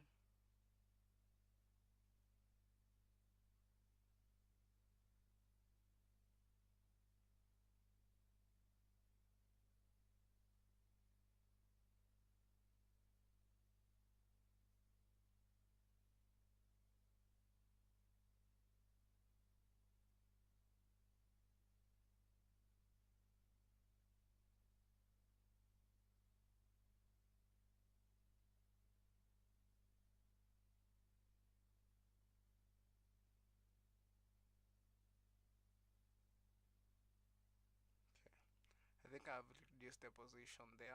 Nice one. That's nice.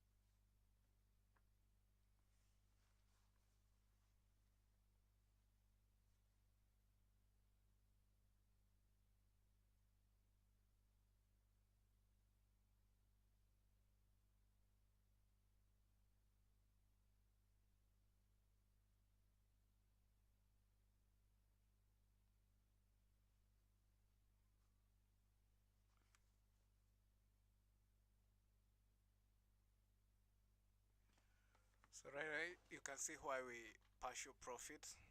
We take partials every time the market offers us the chance to exit and not be greedy in terms of your exit. First, what I say many times, and it does help me most of the time, is when I'm entering a trade, I have a clear written down on a notepad or notebook. There's my notebook here. Okay, I have written down what are my thoughts today, where am I looking forward to exit my position. Thus, the entry is not the most important part of it, but the exit is the most part important of the entry of the trade. I don't know if you get it, but entry and exits. So entry is not that much more important if you have uh, a model that you have worked onto it, but you need to determine where your exits should be. Okay, so right now looking at my position, 60% of my position is off. Okay, I've cut off 60% of it. So in case I get a break even on this one, I'm going home paid. Okay, and if not, if we get the run on Monday's high, I'm going home with money. I'm going home paid. So that's another thing you should be able to understand.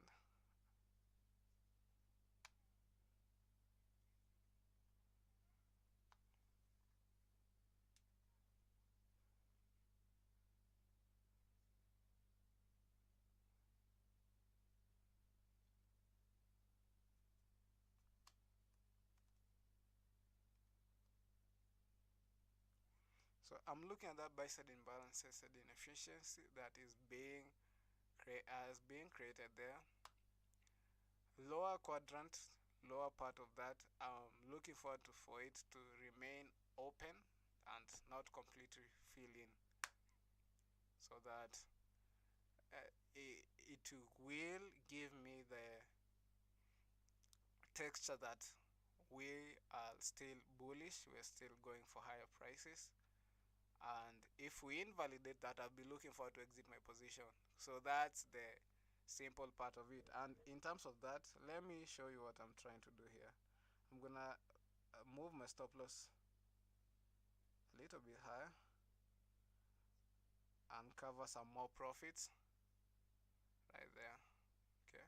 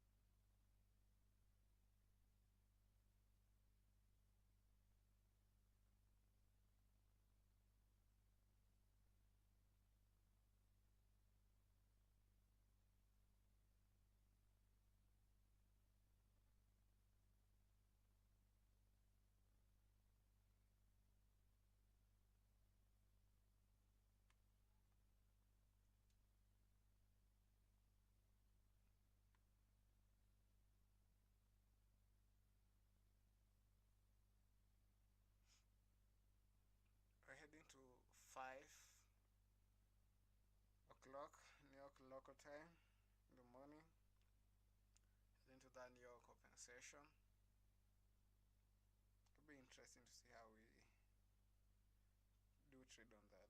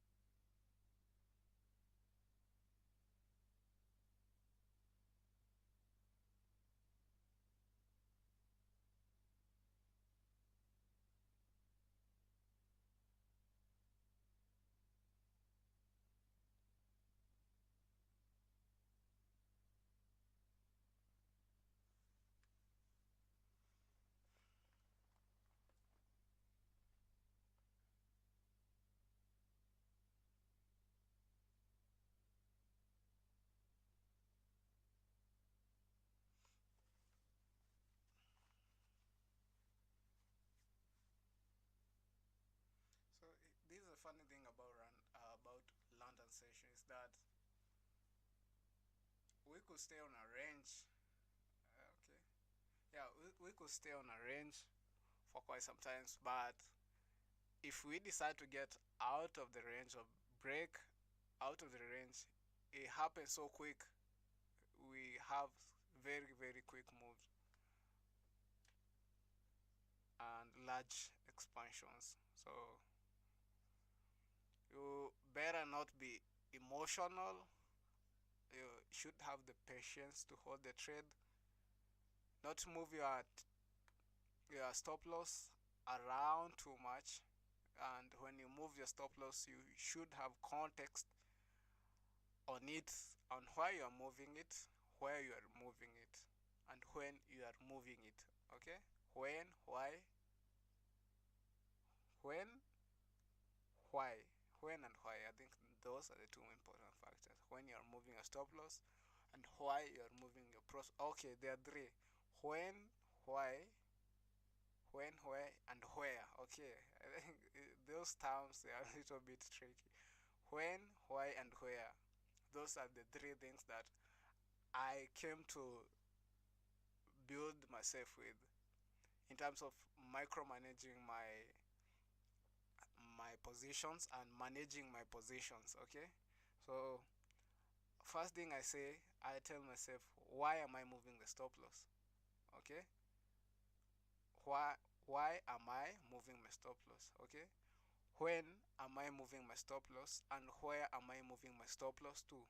Why, when, and where. Those are the three factors you should be always to consider when you are doing your management of your trades. Okay,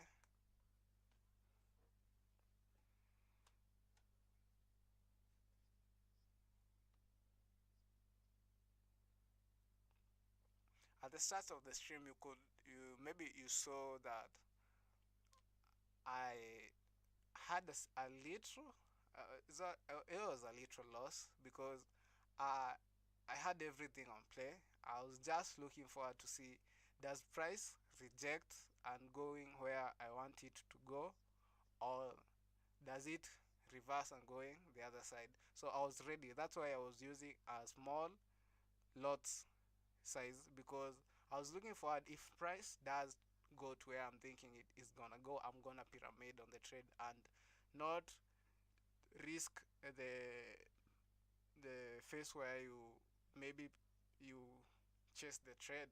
You I just press that has helped me too much and very much indeed, whereby if I'm not so sure which side we're going, I'm just gonna put in a small portion of it just to help me get in the flow of the market and not get myself into that questionable mindset. Yeah, it really helps you in the mental game of trading. Okay, so I just put a small part or portion of it. I put maybe if I'm not sure we're going long or short, like I did today, I just entered with the lowest that I could think of. Okay, not so low, but the lowest I could do. Okay, and have a feel of what the market is trying to do. And if I see signatures that are not aligning with myself, or signatures that are being shown by them on the marketplace, I will know when to exit and reverse the position. Okay, so that has really helped me too much, and very much indeed. So the same way I did today, I used a zero point 0.3 lot, and I was looking forward to pyramid on the position if signatures that I'm looking forward on price should indeed stay intact. Okay, and since that was not the case, I closed the position and reversed the trade because I knew it. I knew it through experience that we are going for other we're going for another side of the range. Okay, opposite side of the range. So that was it.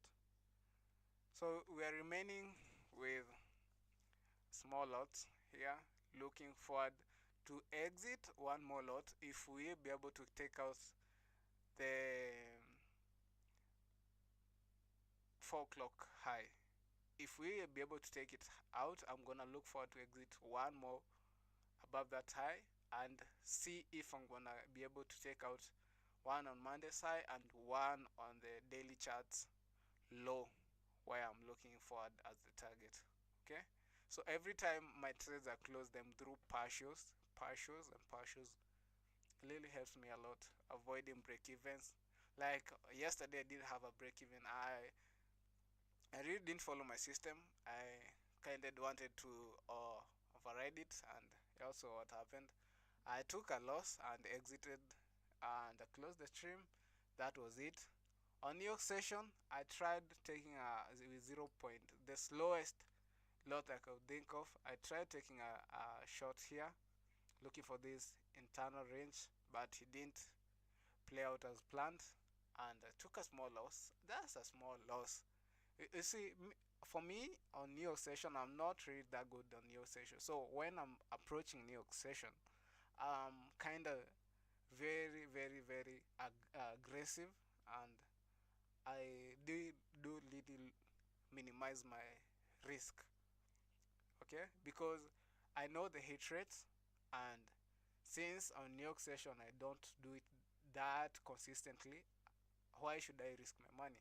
So basically that's it. But on London session you could see me using ridiculous lots that if the setup is aligned with what I'm thinking, and if what I'm thinking is really being showed in terms of signatures, uh, I don't think there is something that's gonna hold me not to put in the lot.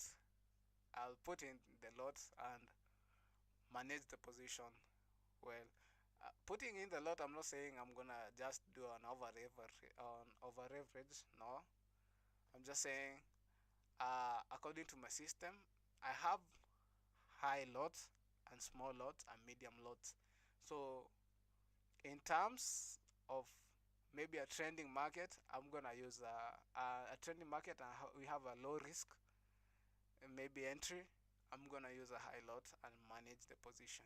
But in terms where a market is just moving sideways, up and down, I use small lots. And in terms where we are looking for maybe manipulation, expansion, maybe expecting New York to be a reversal, that's where I use some things like medium risk, like a day like today. I'm using just my normal medium risks according to lot size.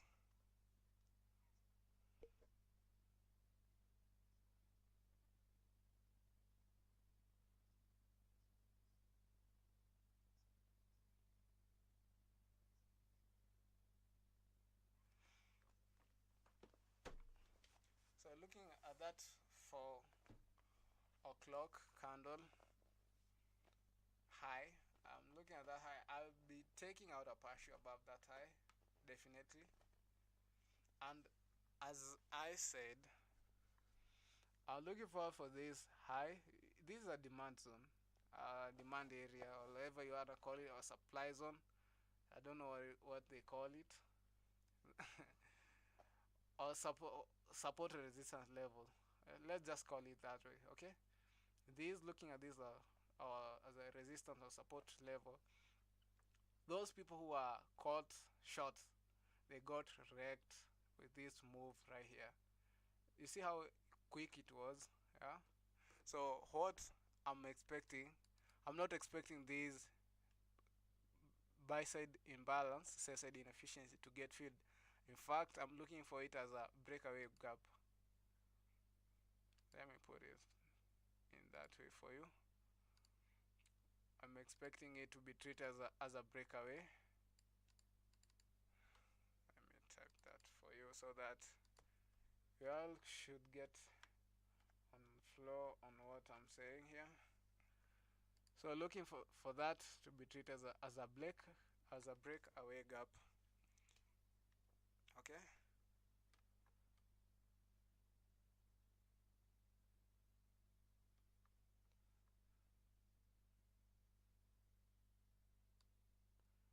I'm gonna put that there.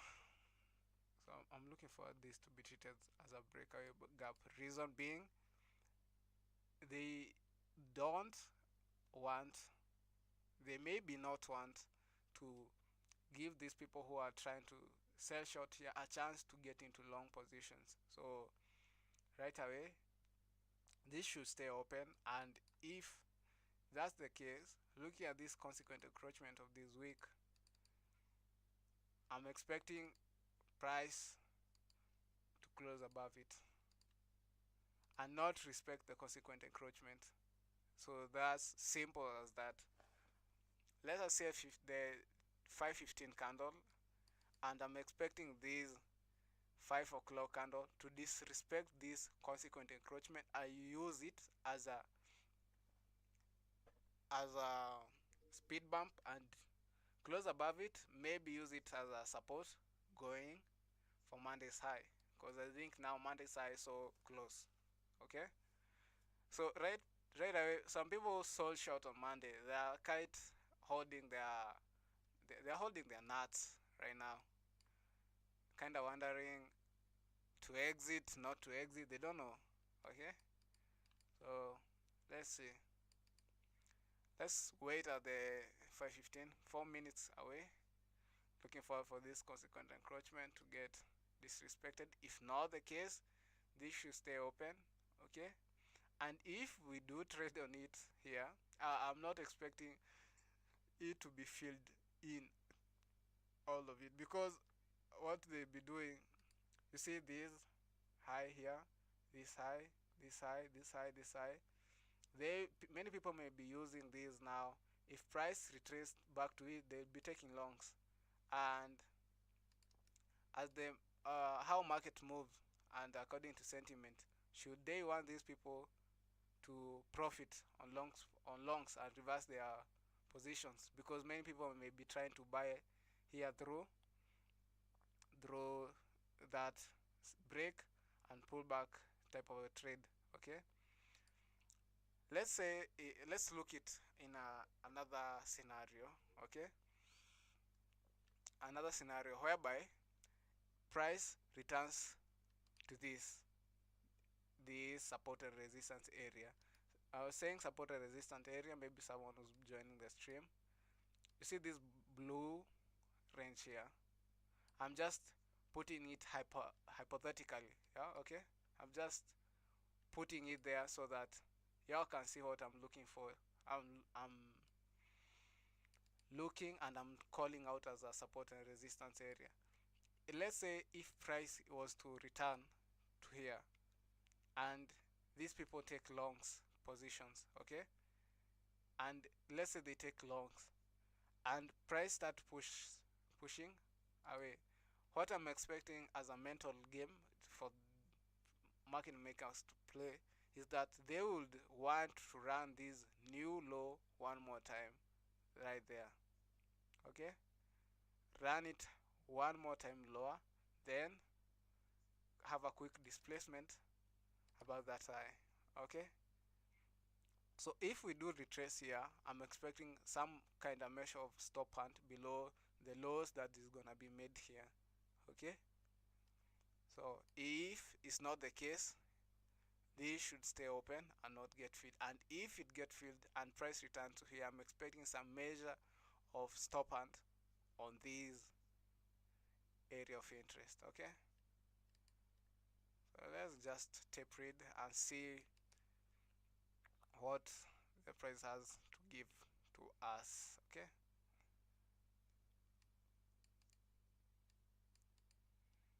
so let's see.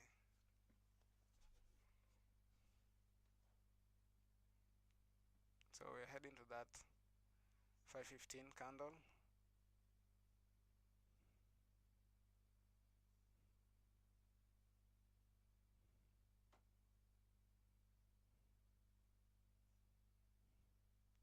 And if price maybe decides to make its high here on 445,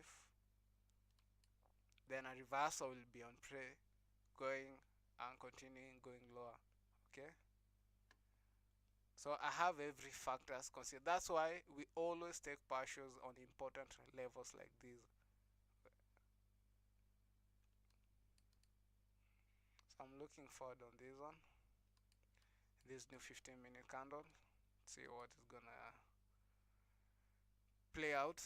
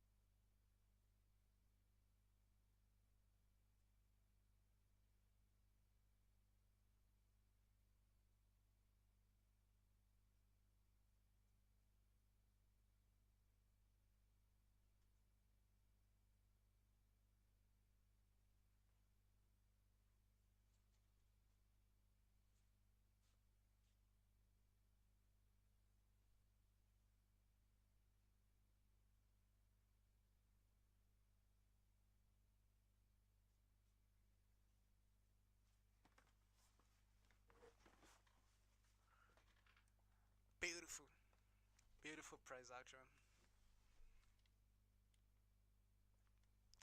Look at that. Explained beforehand. So are we gonna do? Stick to the rules. We said we're gonna take out a partial above the 4 a.m. candles high. I'm here for the partial, by the way. We're here for the partial. Exactly as what I said. I said I want to see this remain as a breakaway gap and price disrespect the consequent encroachment of this week going for Monday's high. Okay? What did we get? Taking out the 4 a.m. high right now. So everything should be a rule based, should stay in a rule based scenario. So I'm moving my stop loss below the breakaway gap there. And right here, I'm looking forward to close a partial as we take out that Monday's high. Look at the speed that price is moving, taking from going for Monday's high so quick in terms of somebody who is who was selling short on Monday right now is freaking out. He's really freaking out, wondering to close or not to close, to do what or not to do what. But for us, since we know what we are doing, Monday's high is partial taking out. I'm gonna leave just a small portion of my trade as if we clear Monday's high. Okay, so I'm looking forward for Monday's high as the objective to be taking out, and I'm gonna reduce my position. 80% of it, 70% of it is gonna go off, so I'm gonna be remaining with maybe zero point 0.1 and try to look at that day if a value gap enough. If I get stopped out by break even, that's fine. So we have for the money, nothing else. We're here for the money.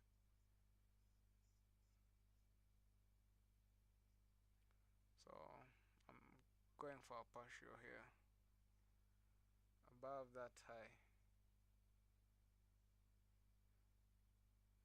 Okay, let's try do this. Take profits.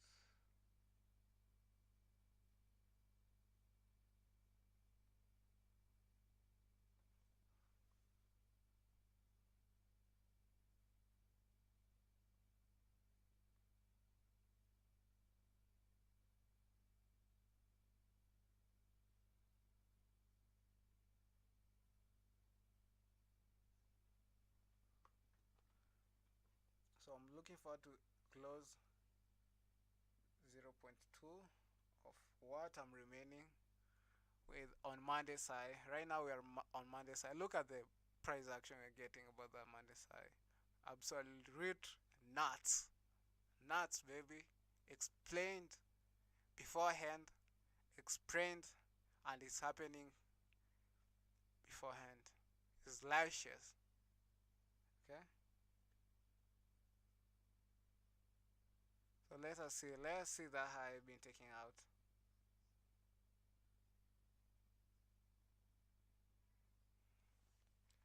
Let us see that high being fucking cleared out.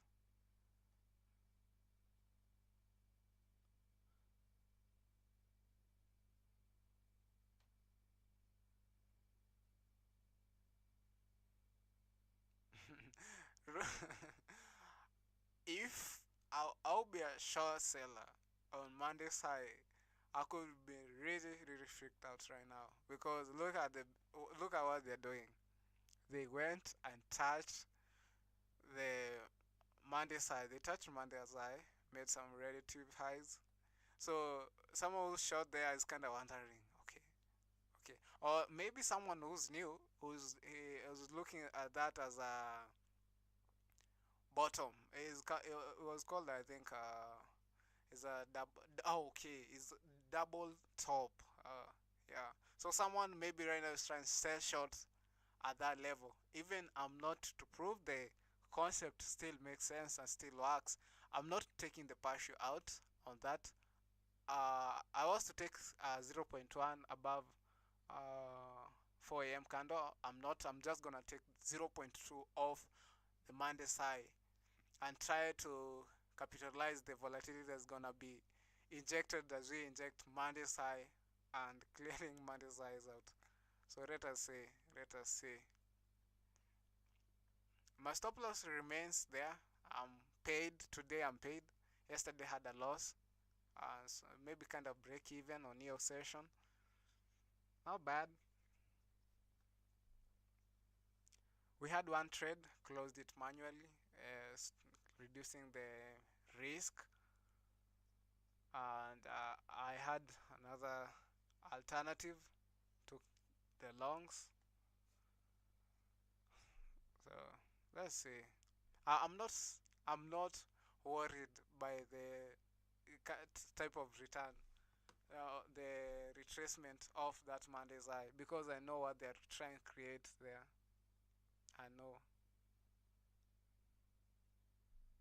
I just know it.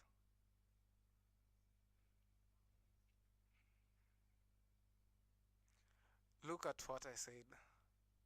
On the breakaway gap, we said we want it to stay open. So if you did study Michael's content, if you really dig deep, you should know where to expect breakaway gaps and not to expect breakaway gaps. Okay? I had a clear reason to expect a breakaway gap from that point of interest. Okay? And show you how the concept still works. I'm gonna move my stop loss just at the almost at the consequent encroachment of that gap, because I want it to remain unfilled until you take out Monday's high. That's the business we're expecting here.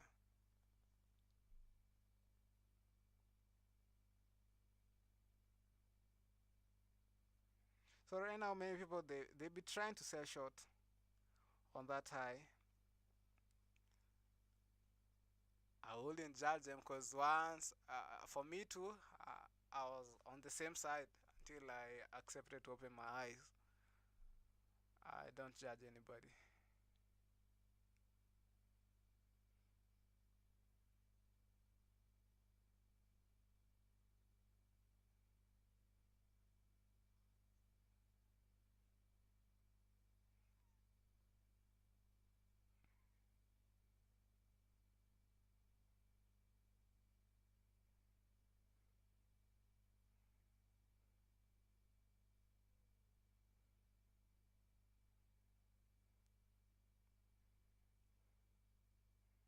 So my take profit will be Monday's high.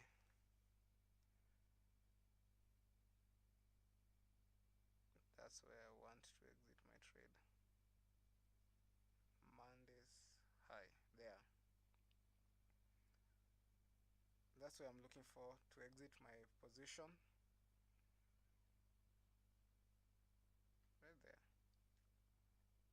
So right now we're approaching that consequent encroachment.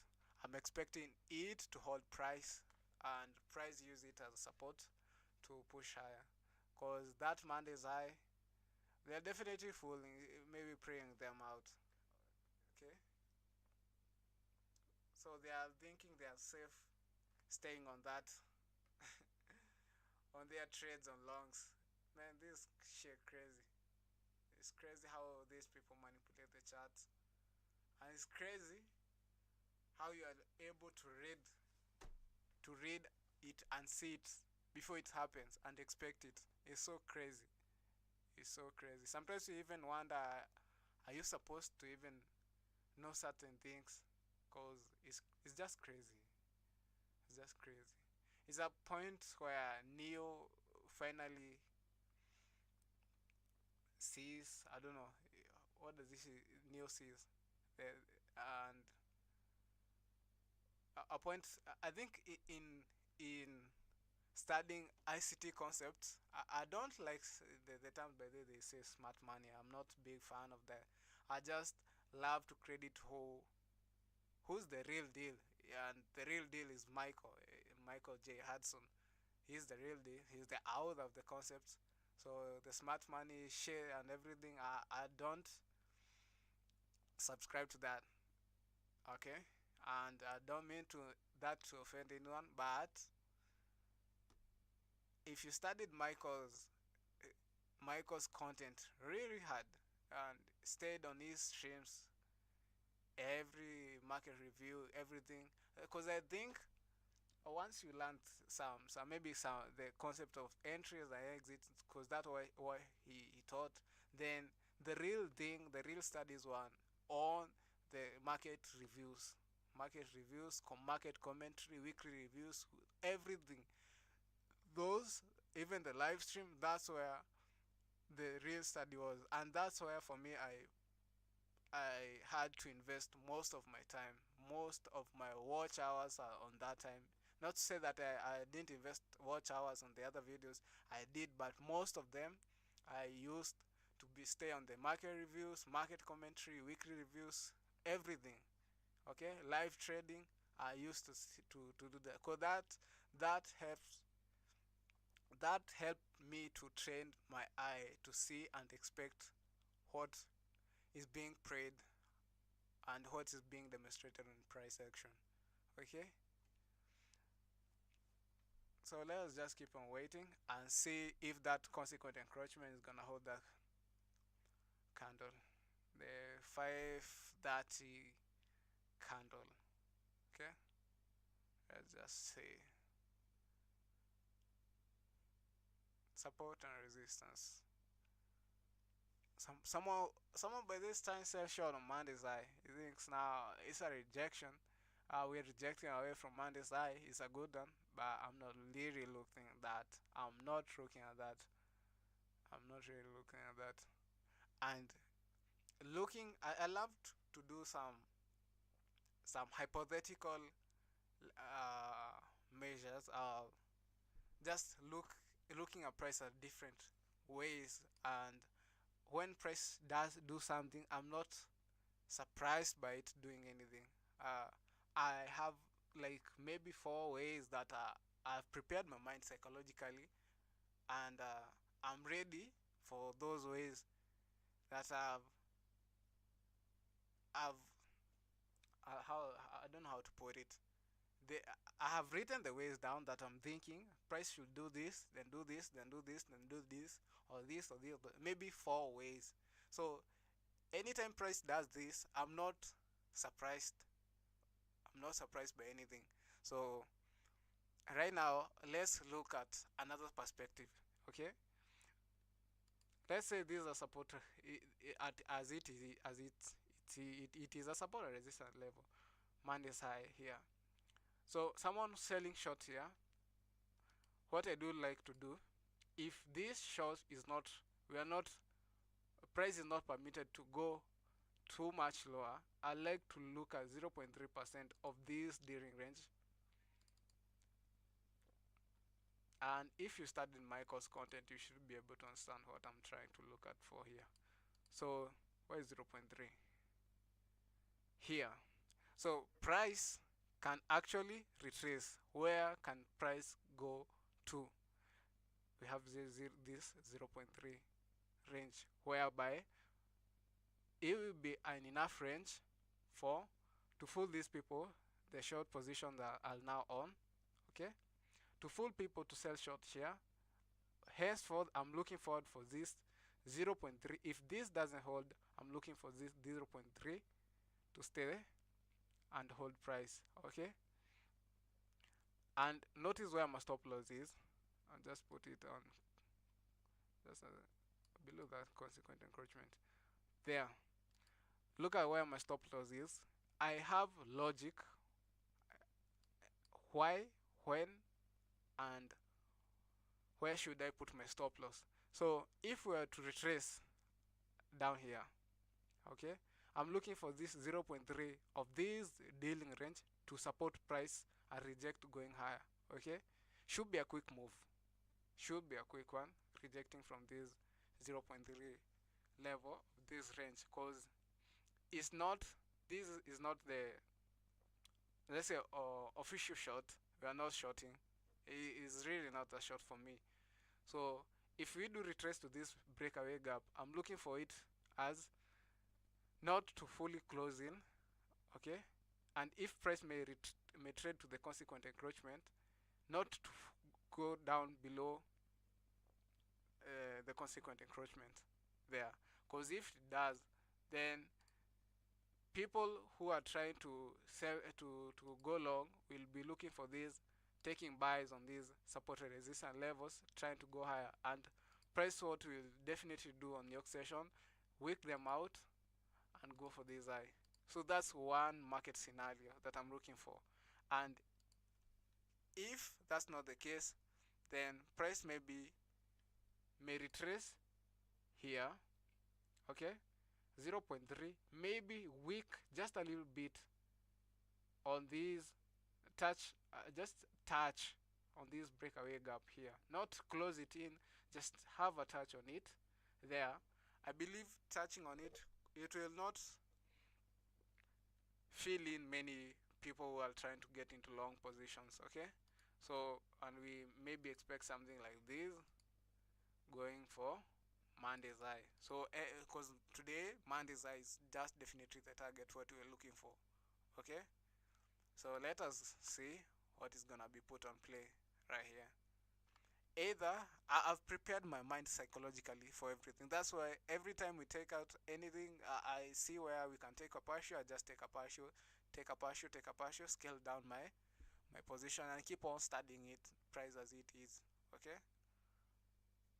So let's see. I'm looking at this 0.3%. Rejection away from it will be a good factor for me to consider. We're still bullish, and this Monday's high, this is just a fake. For me, this is just a fake run. It does just what it is. It's just a fake run on Monday's high. Someone for being fooled to take shots.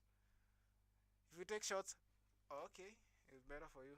But if you take shots without a narrative or context behind it, you're gonna get wrecked. Yes, we are short.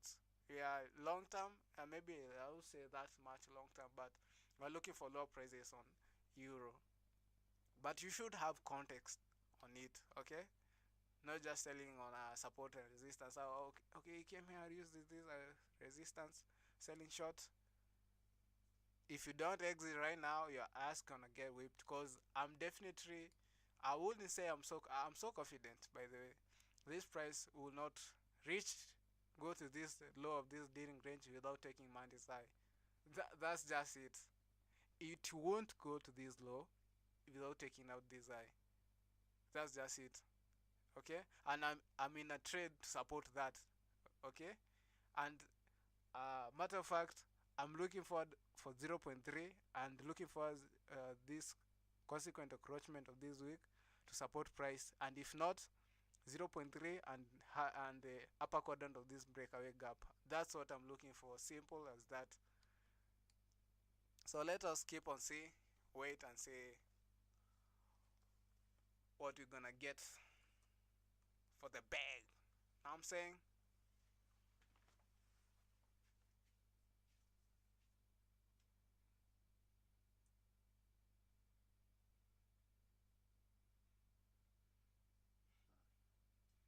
I'm just doing my clothes. I'm not married. I'm a single man, so I like to do my own things.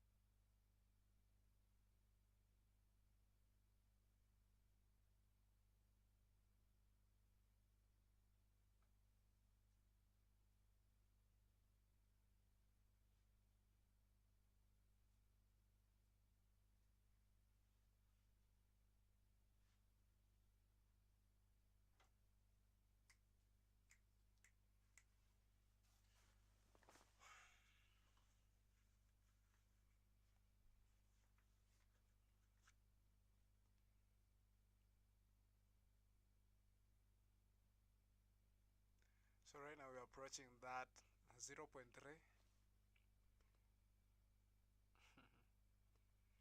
Kind of interesting. Kind of interesting to see such projection being unfolded and being able to tape read something and seeing it beforehand. Okay, it's quite interesting.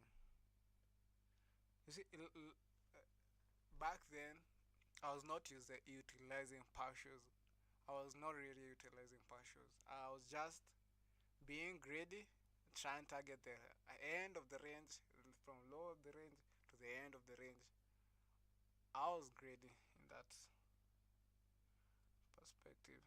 So I guess as you keep on growing and you keep on pushing, you reach to levels that you need to do some things consistently in order for you to become consistent. Okay, so I keep on waiting. Personally, I don't know if the price may want to resume going higher from there, but I could have loved to see price touching 0.3% of this daring range so that we could pursue, I don't know, pursue, I don't know.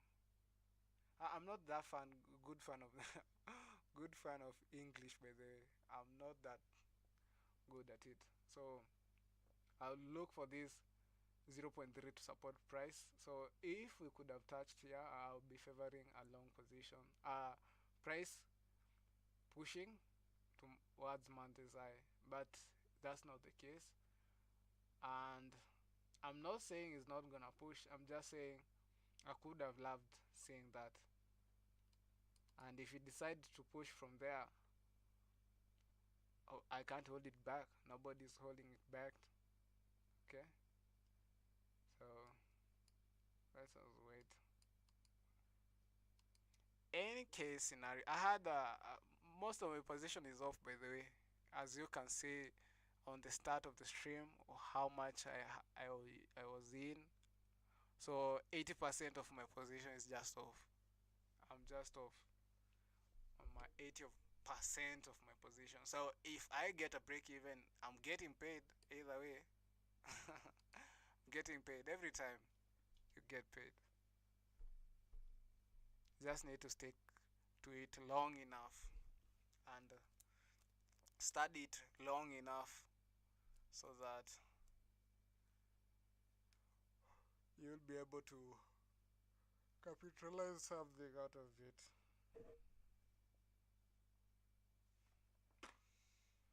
Funny thing about being okay, I had to stretch some odd bones here. Funny things about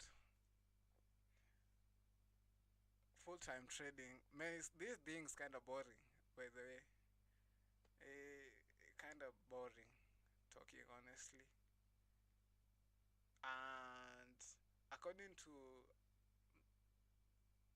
many people who I have learned from, I think it should reach to a point is that way boring. Cause for me, it's really boring. Let's say I hit a take profit right before 6 on your local time, or maybe on 7 on open on your local time. That's being in Kenya, maybe let's say right before 3 o'clock or 2. I don't know what I'm doing with the rest of the day. I don't know. So it's just it. Let's say like yesterday I took a loss. It's not that large, a small loss. I had to exit and go on with the rest of the day. So I just went home to my mama. So today I don't know what to do. Maybe later I'll go skating because you definitely have to have a hobby, yeah, to spend the rest of the day doing it when most of the time you're not trading. Because for me, most of the time I do trade 3 times a week. Like this week, I think I'm gonna trade 3 times for the week. Okay. There are times I do trade like once a week, twice a week, but in most there are some occasions I would say that I did trade like 4 times a week, and my win rate really went down. 5 times a week, every day in the week, win rate goes down. But when I have specific days to trade, my win rate actually does goes up. It really goes up. It really goes up. So just see what will happen on this one.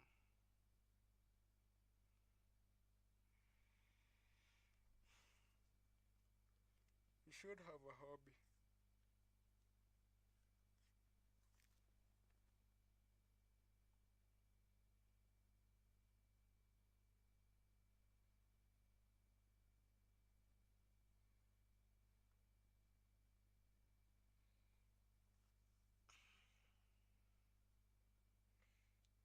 Because for real talking honestly, I can't sit down here. Maybe half the day I started stream around 9. I think it was around 9 a.m. Kenyan time. Right now we're about 12 or heading to 1 o'clock lunchtime. So definitely those are over, wow, almost 4 5 hours, man. Sit it down. That's crazy. This definitely will be one of the longest stream, because most of the stream right now most of the time, like a time like this, my trade is already off.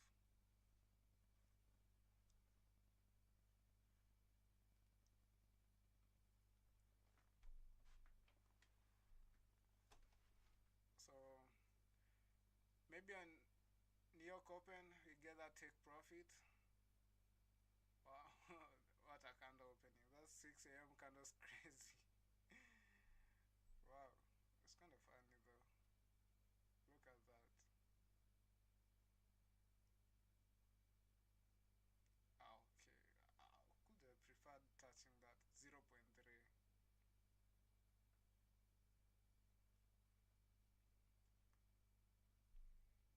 And see if we're gonna reject away from it. Cause I actually am even bored. I'm too. I've stayed for the for almost 4 hours on the trade, man. It's boring. Yeah, get stuffed out. Okay, I come later to do some tape reading on that one.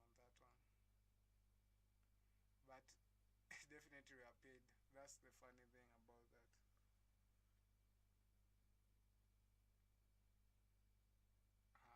You want to tell me they don't want to charge 0.3? Or maybe on other broker platforms, 0.3 is already utilized, and right now we are not falling short for that. Let's see. Let us see.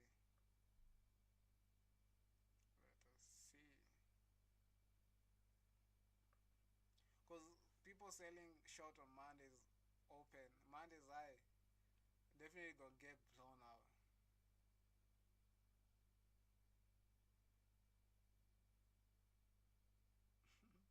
But they should keep on selling short, because that's why we'll be looking to exit our longs and sell them on a higher price.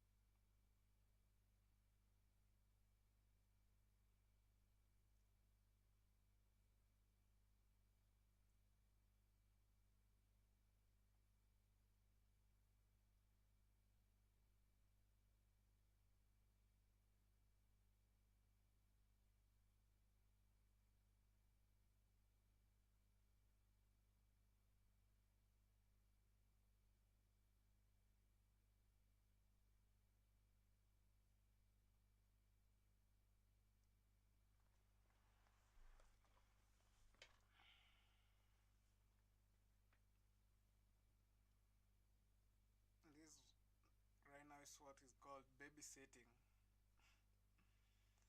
on a trade. This is now babysitting for real. It's crazy.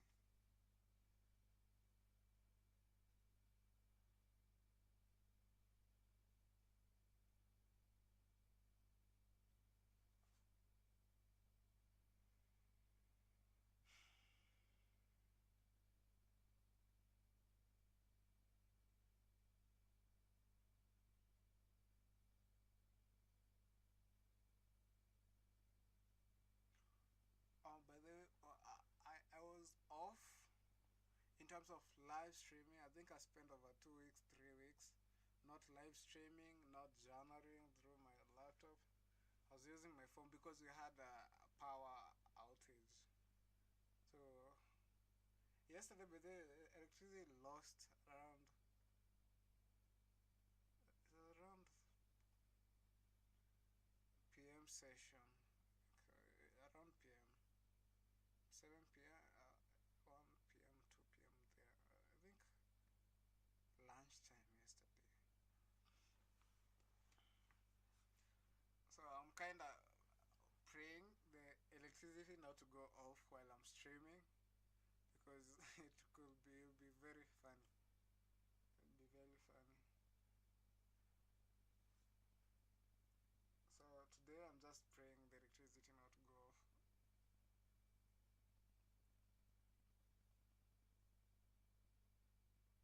I don't know. We should have touched the zero point 0.3 for me now to consider us going bullish. I'm not fully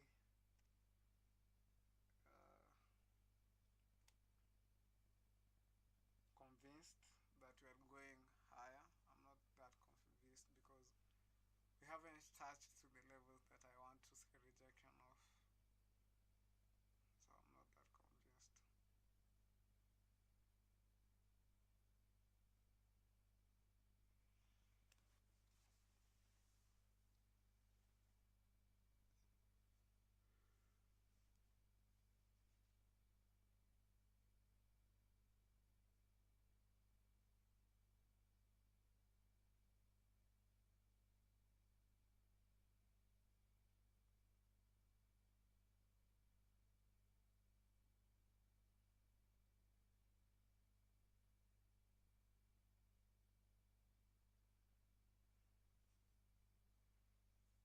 But definitely, if we close above that consequent encroachment 0 0.5 level of that week, right where price is at, definitely if we close above it, then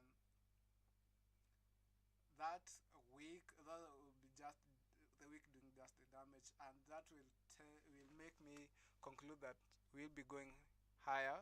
And on other broker platforms, this 0.3% has been already utilized. We'll do a checkup on that. Let us do even a checkup on that, by the way. Look at gold. Gold is really nuts. That's why I don't fuck with gold. So let us see that 0.3 level. So this now forex.com. Let's see if they have utilized the level. Let us see, is this low up to this high? Wow, even forex.com hasn't utilized that level. Let's take a look on pound. Pound really pushing in strong, higher. Not bad over price action compared to euro. I think DXY also kind of have a relative low, just residing there. I think his demand is low, so that should be the objective.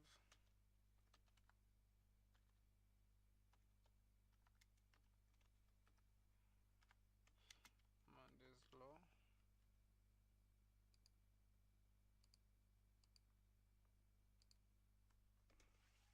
We should see that low being taken out. Let's look up on DXY's range. Even the DXY, the range haven't really traded back to that price point where I'm expecting rejection. But we're just gonna give it a benefit of doubt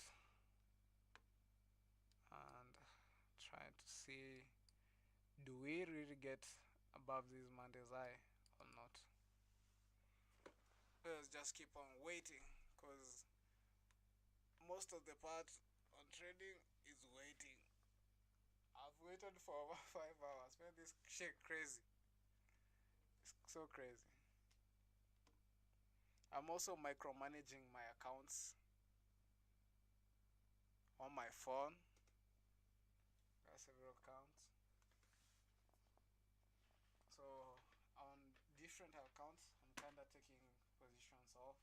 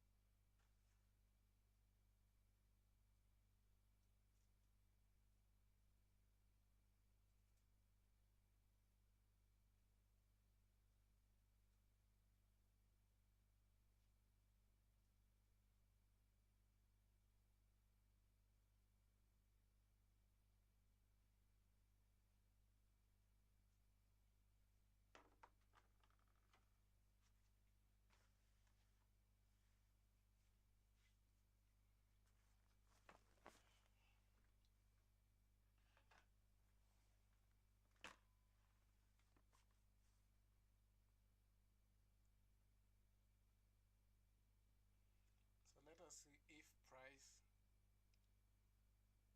respects the consequent encroachment, and if not the case, 0.3 level will be likely to be traded to.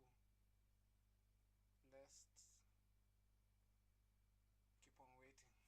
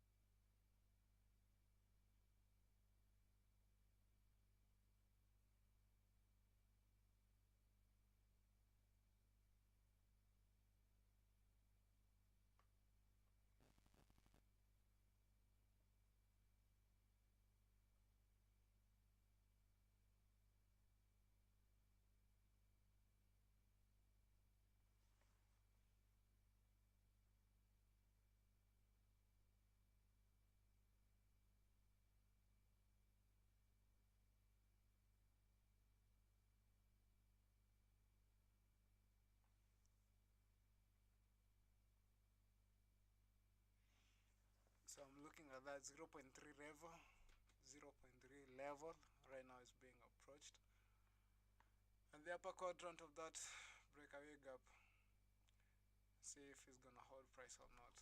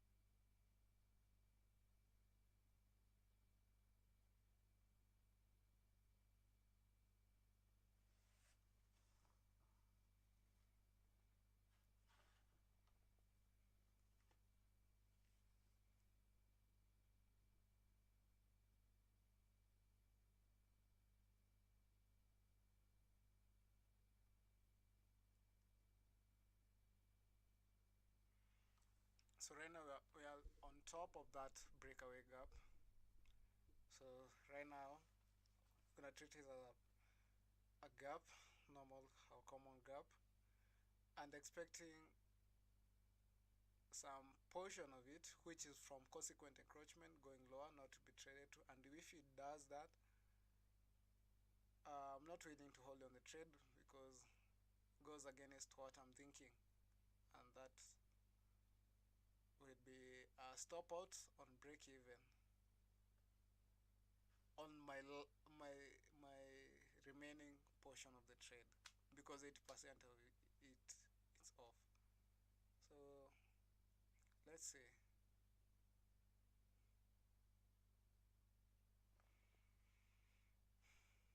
So that's why I always tell people where when you're moving your stop loss, you should know when you're moving it, why you're moving it, and where you're moving it. Those three words do really help you in your stop loss placement levels. Okay, so let's keep on waiting and see, do we get a rejection of that upper portion of that breakaway gap and 0.3% of that dealing range and and trying to challenge Monday's high, or do we collapse and go lower? So that's the two case scenarios that I've prepared my mental game psychologically for that, and if either of it plays along with what I'm thinking, I'm not surprised. I have already thought of it, so I've already prepared my mind of it. Okay, let's wait.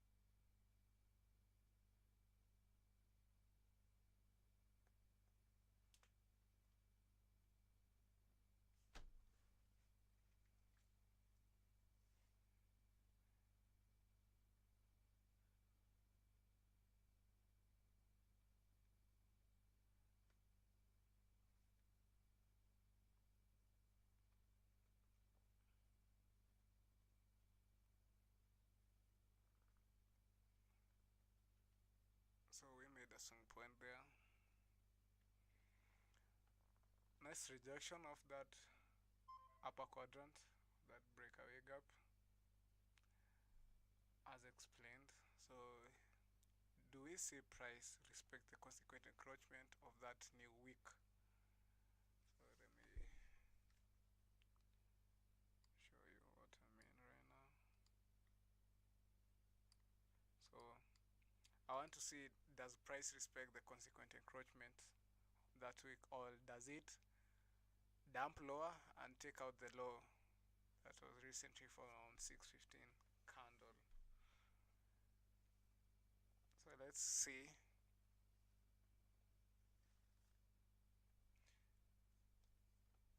This is what we call technical science on trading. What we call technical science.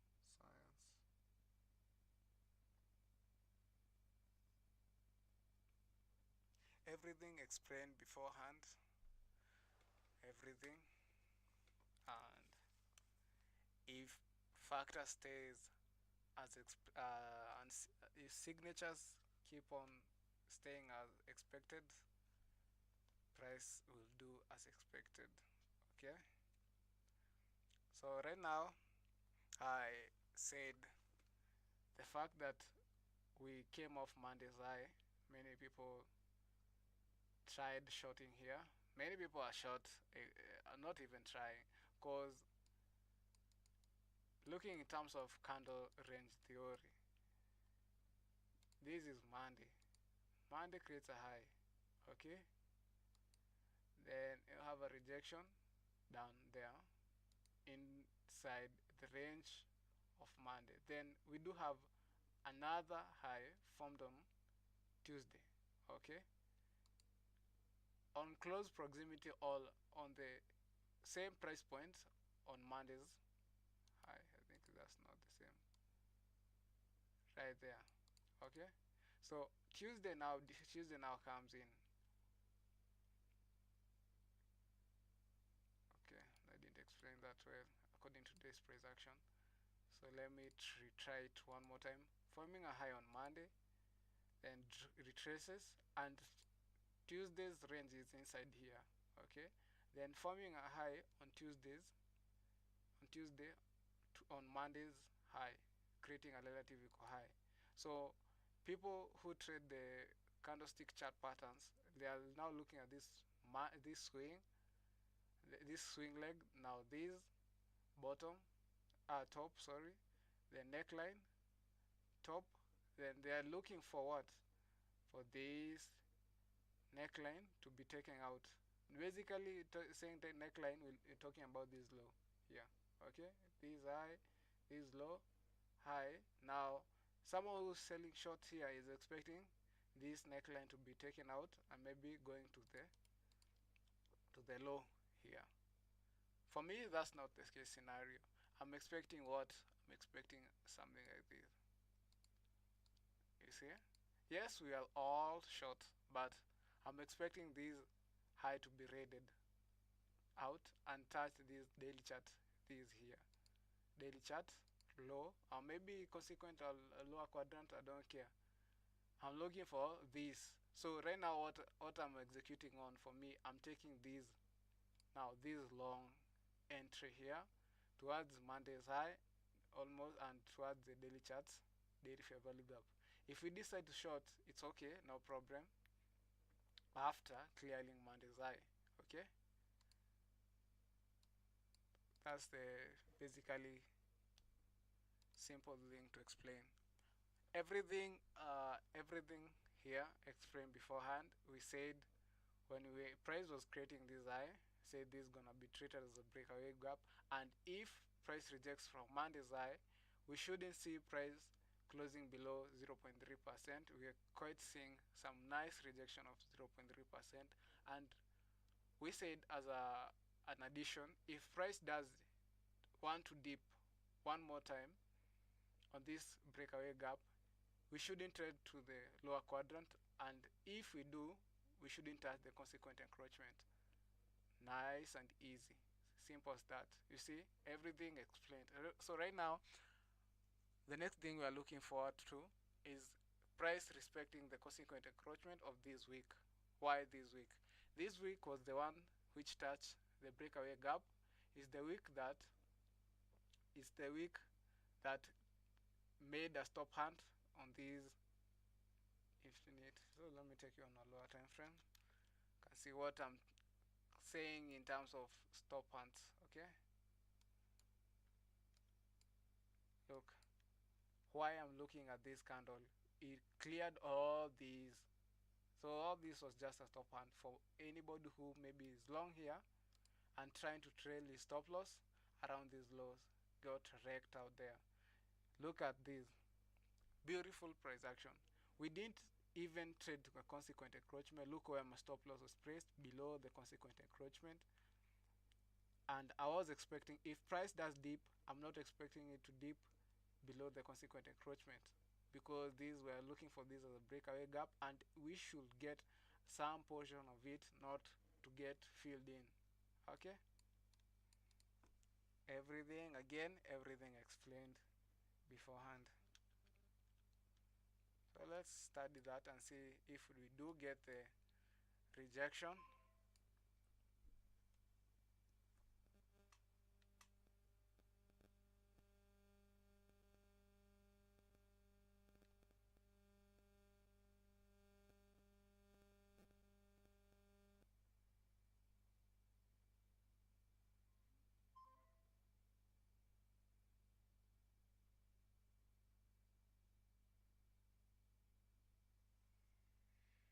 Okay,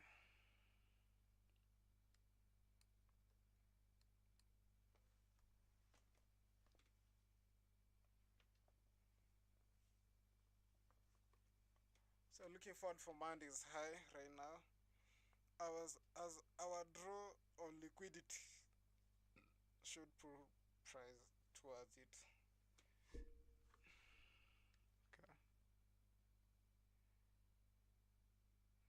this was partial out, and as it took out this high, partial out also. That's the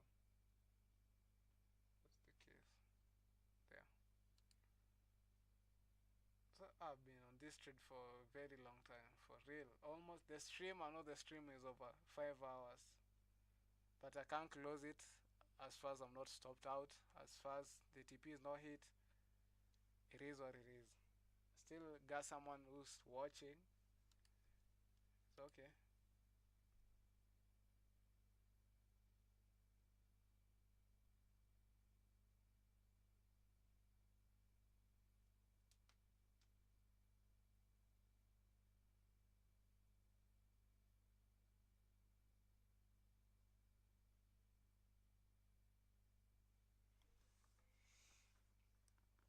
And right now, looking at that Monday's high, I believe taking out Monday's high we will see large candle movement. Okay, we'll see big push to that Monday's high in order not to make people who are trying to sell short there not to exit their short positions and get banned. Okay, so we'll be, as we approach Monday's high, we'll be expecting large range candles towards that high. We're heading to that New York Open, 20 minutes away. I believe this trade maybe hit take profit on New York Open or have a break even on New York Open. In either way, I'm paid. It is what it is. So keep on waiting and see.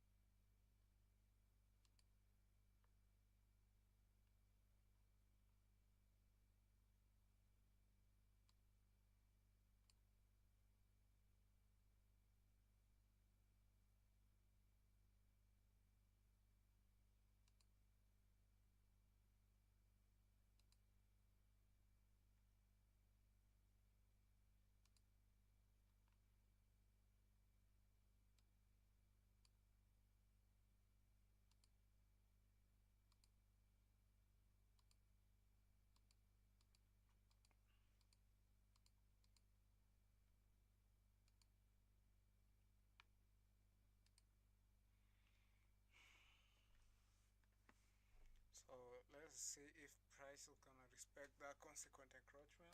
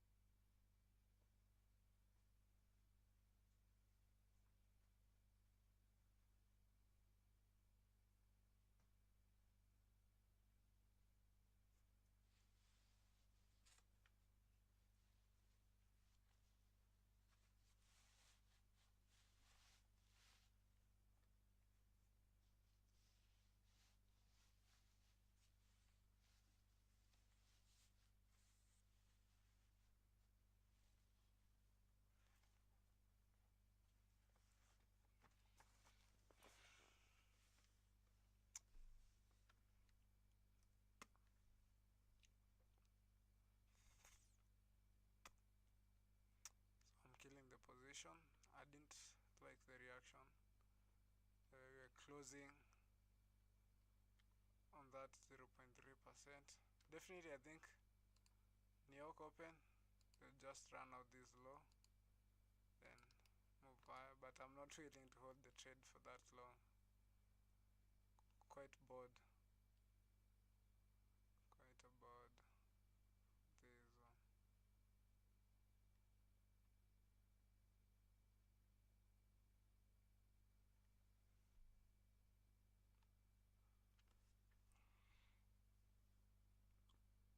I think I've stayed for too much time this trade, so I'm gonna move my stop loss to this low.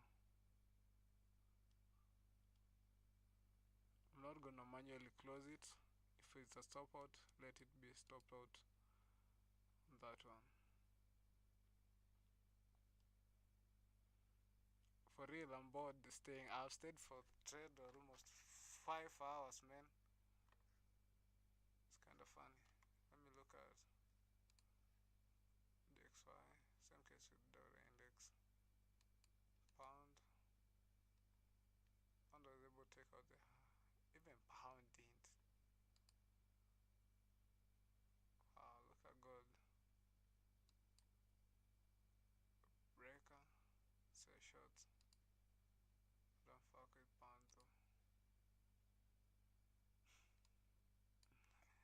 For real, bro. What are they doing? They don't want to take me out. They don't want to go to my take profit. Shit, this shit crazy. It's crazy. I don't know how long the stream has been going on for. Almost. I started the stream around. Wow, it's been a really long time. I started the stream on Orlando session. I'm still streaming right now. It's crazy. It's crazy. It's crazy. So I just move my stop loss here. Looking forward to exit the position that way because I'm actually tired of sitting this trade. And the fact that I'm streaming, that's what I think is even holding me on the trade too much.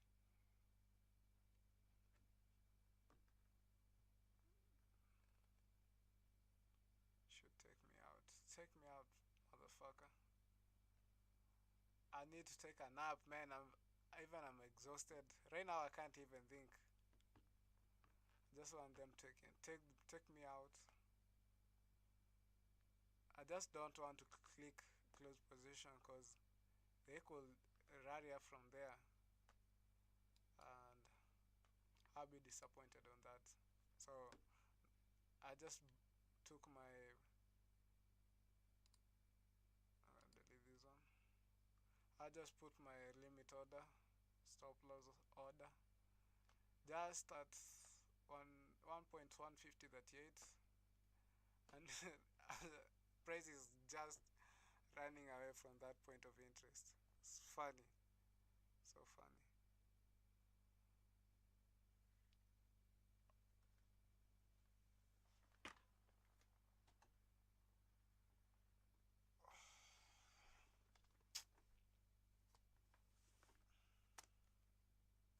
That's the benefit of taking partials. Because right now, if I could have not taken, I could now be wanting to hold the trade. Yeah? Benefit of taking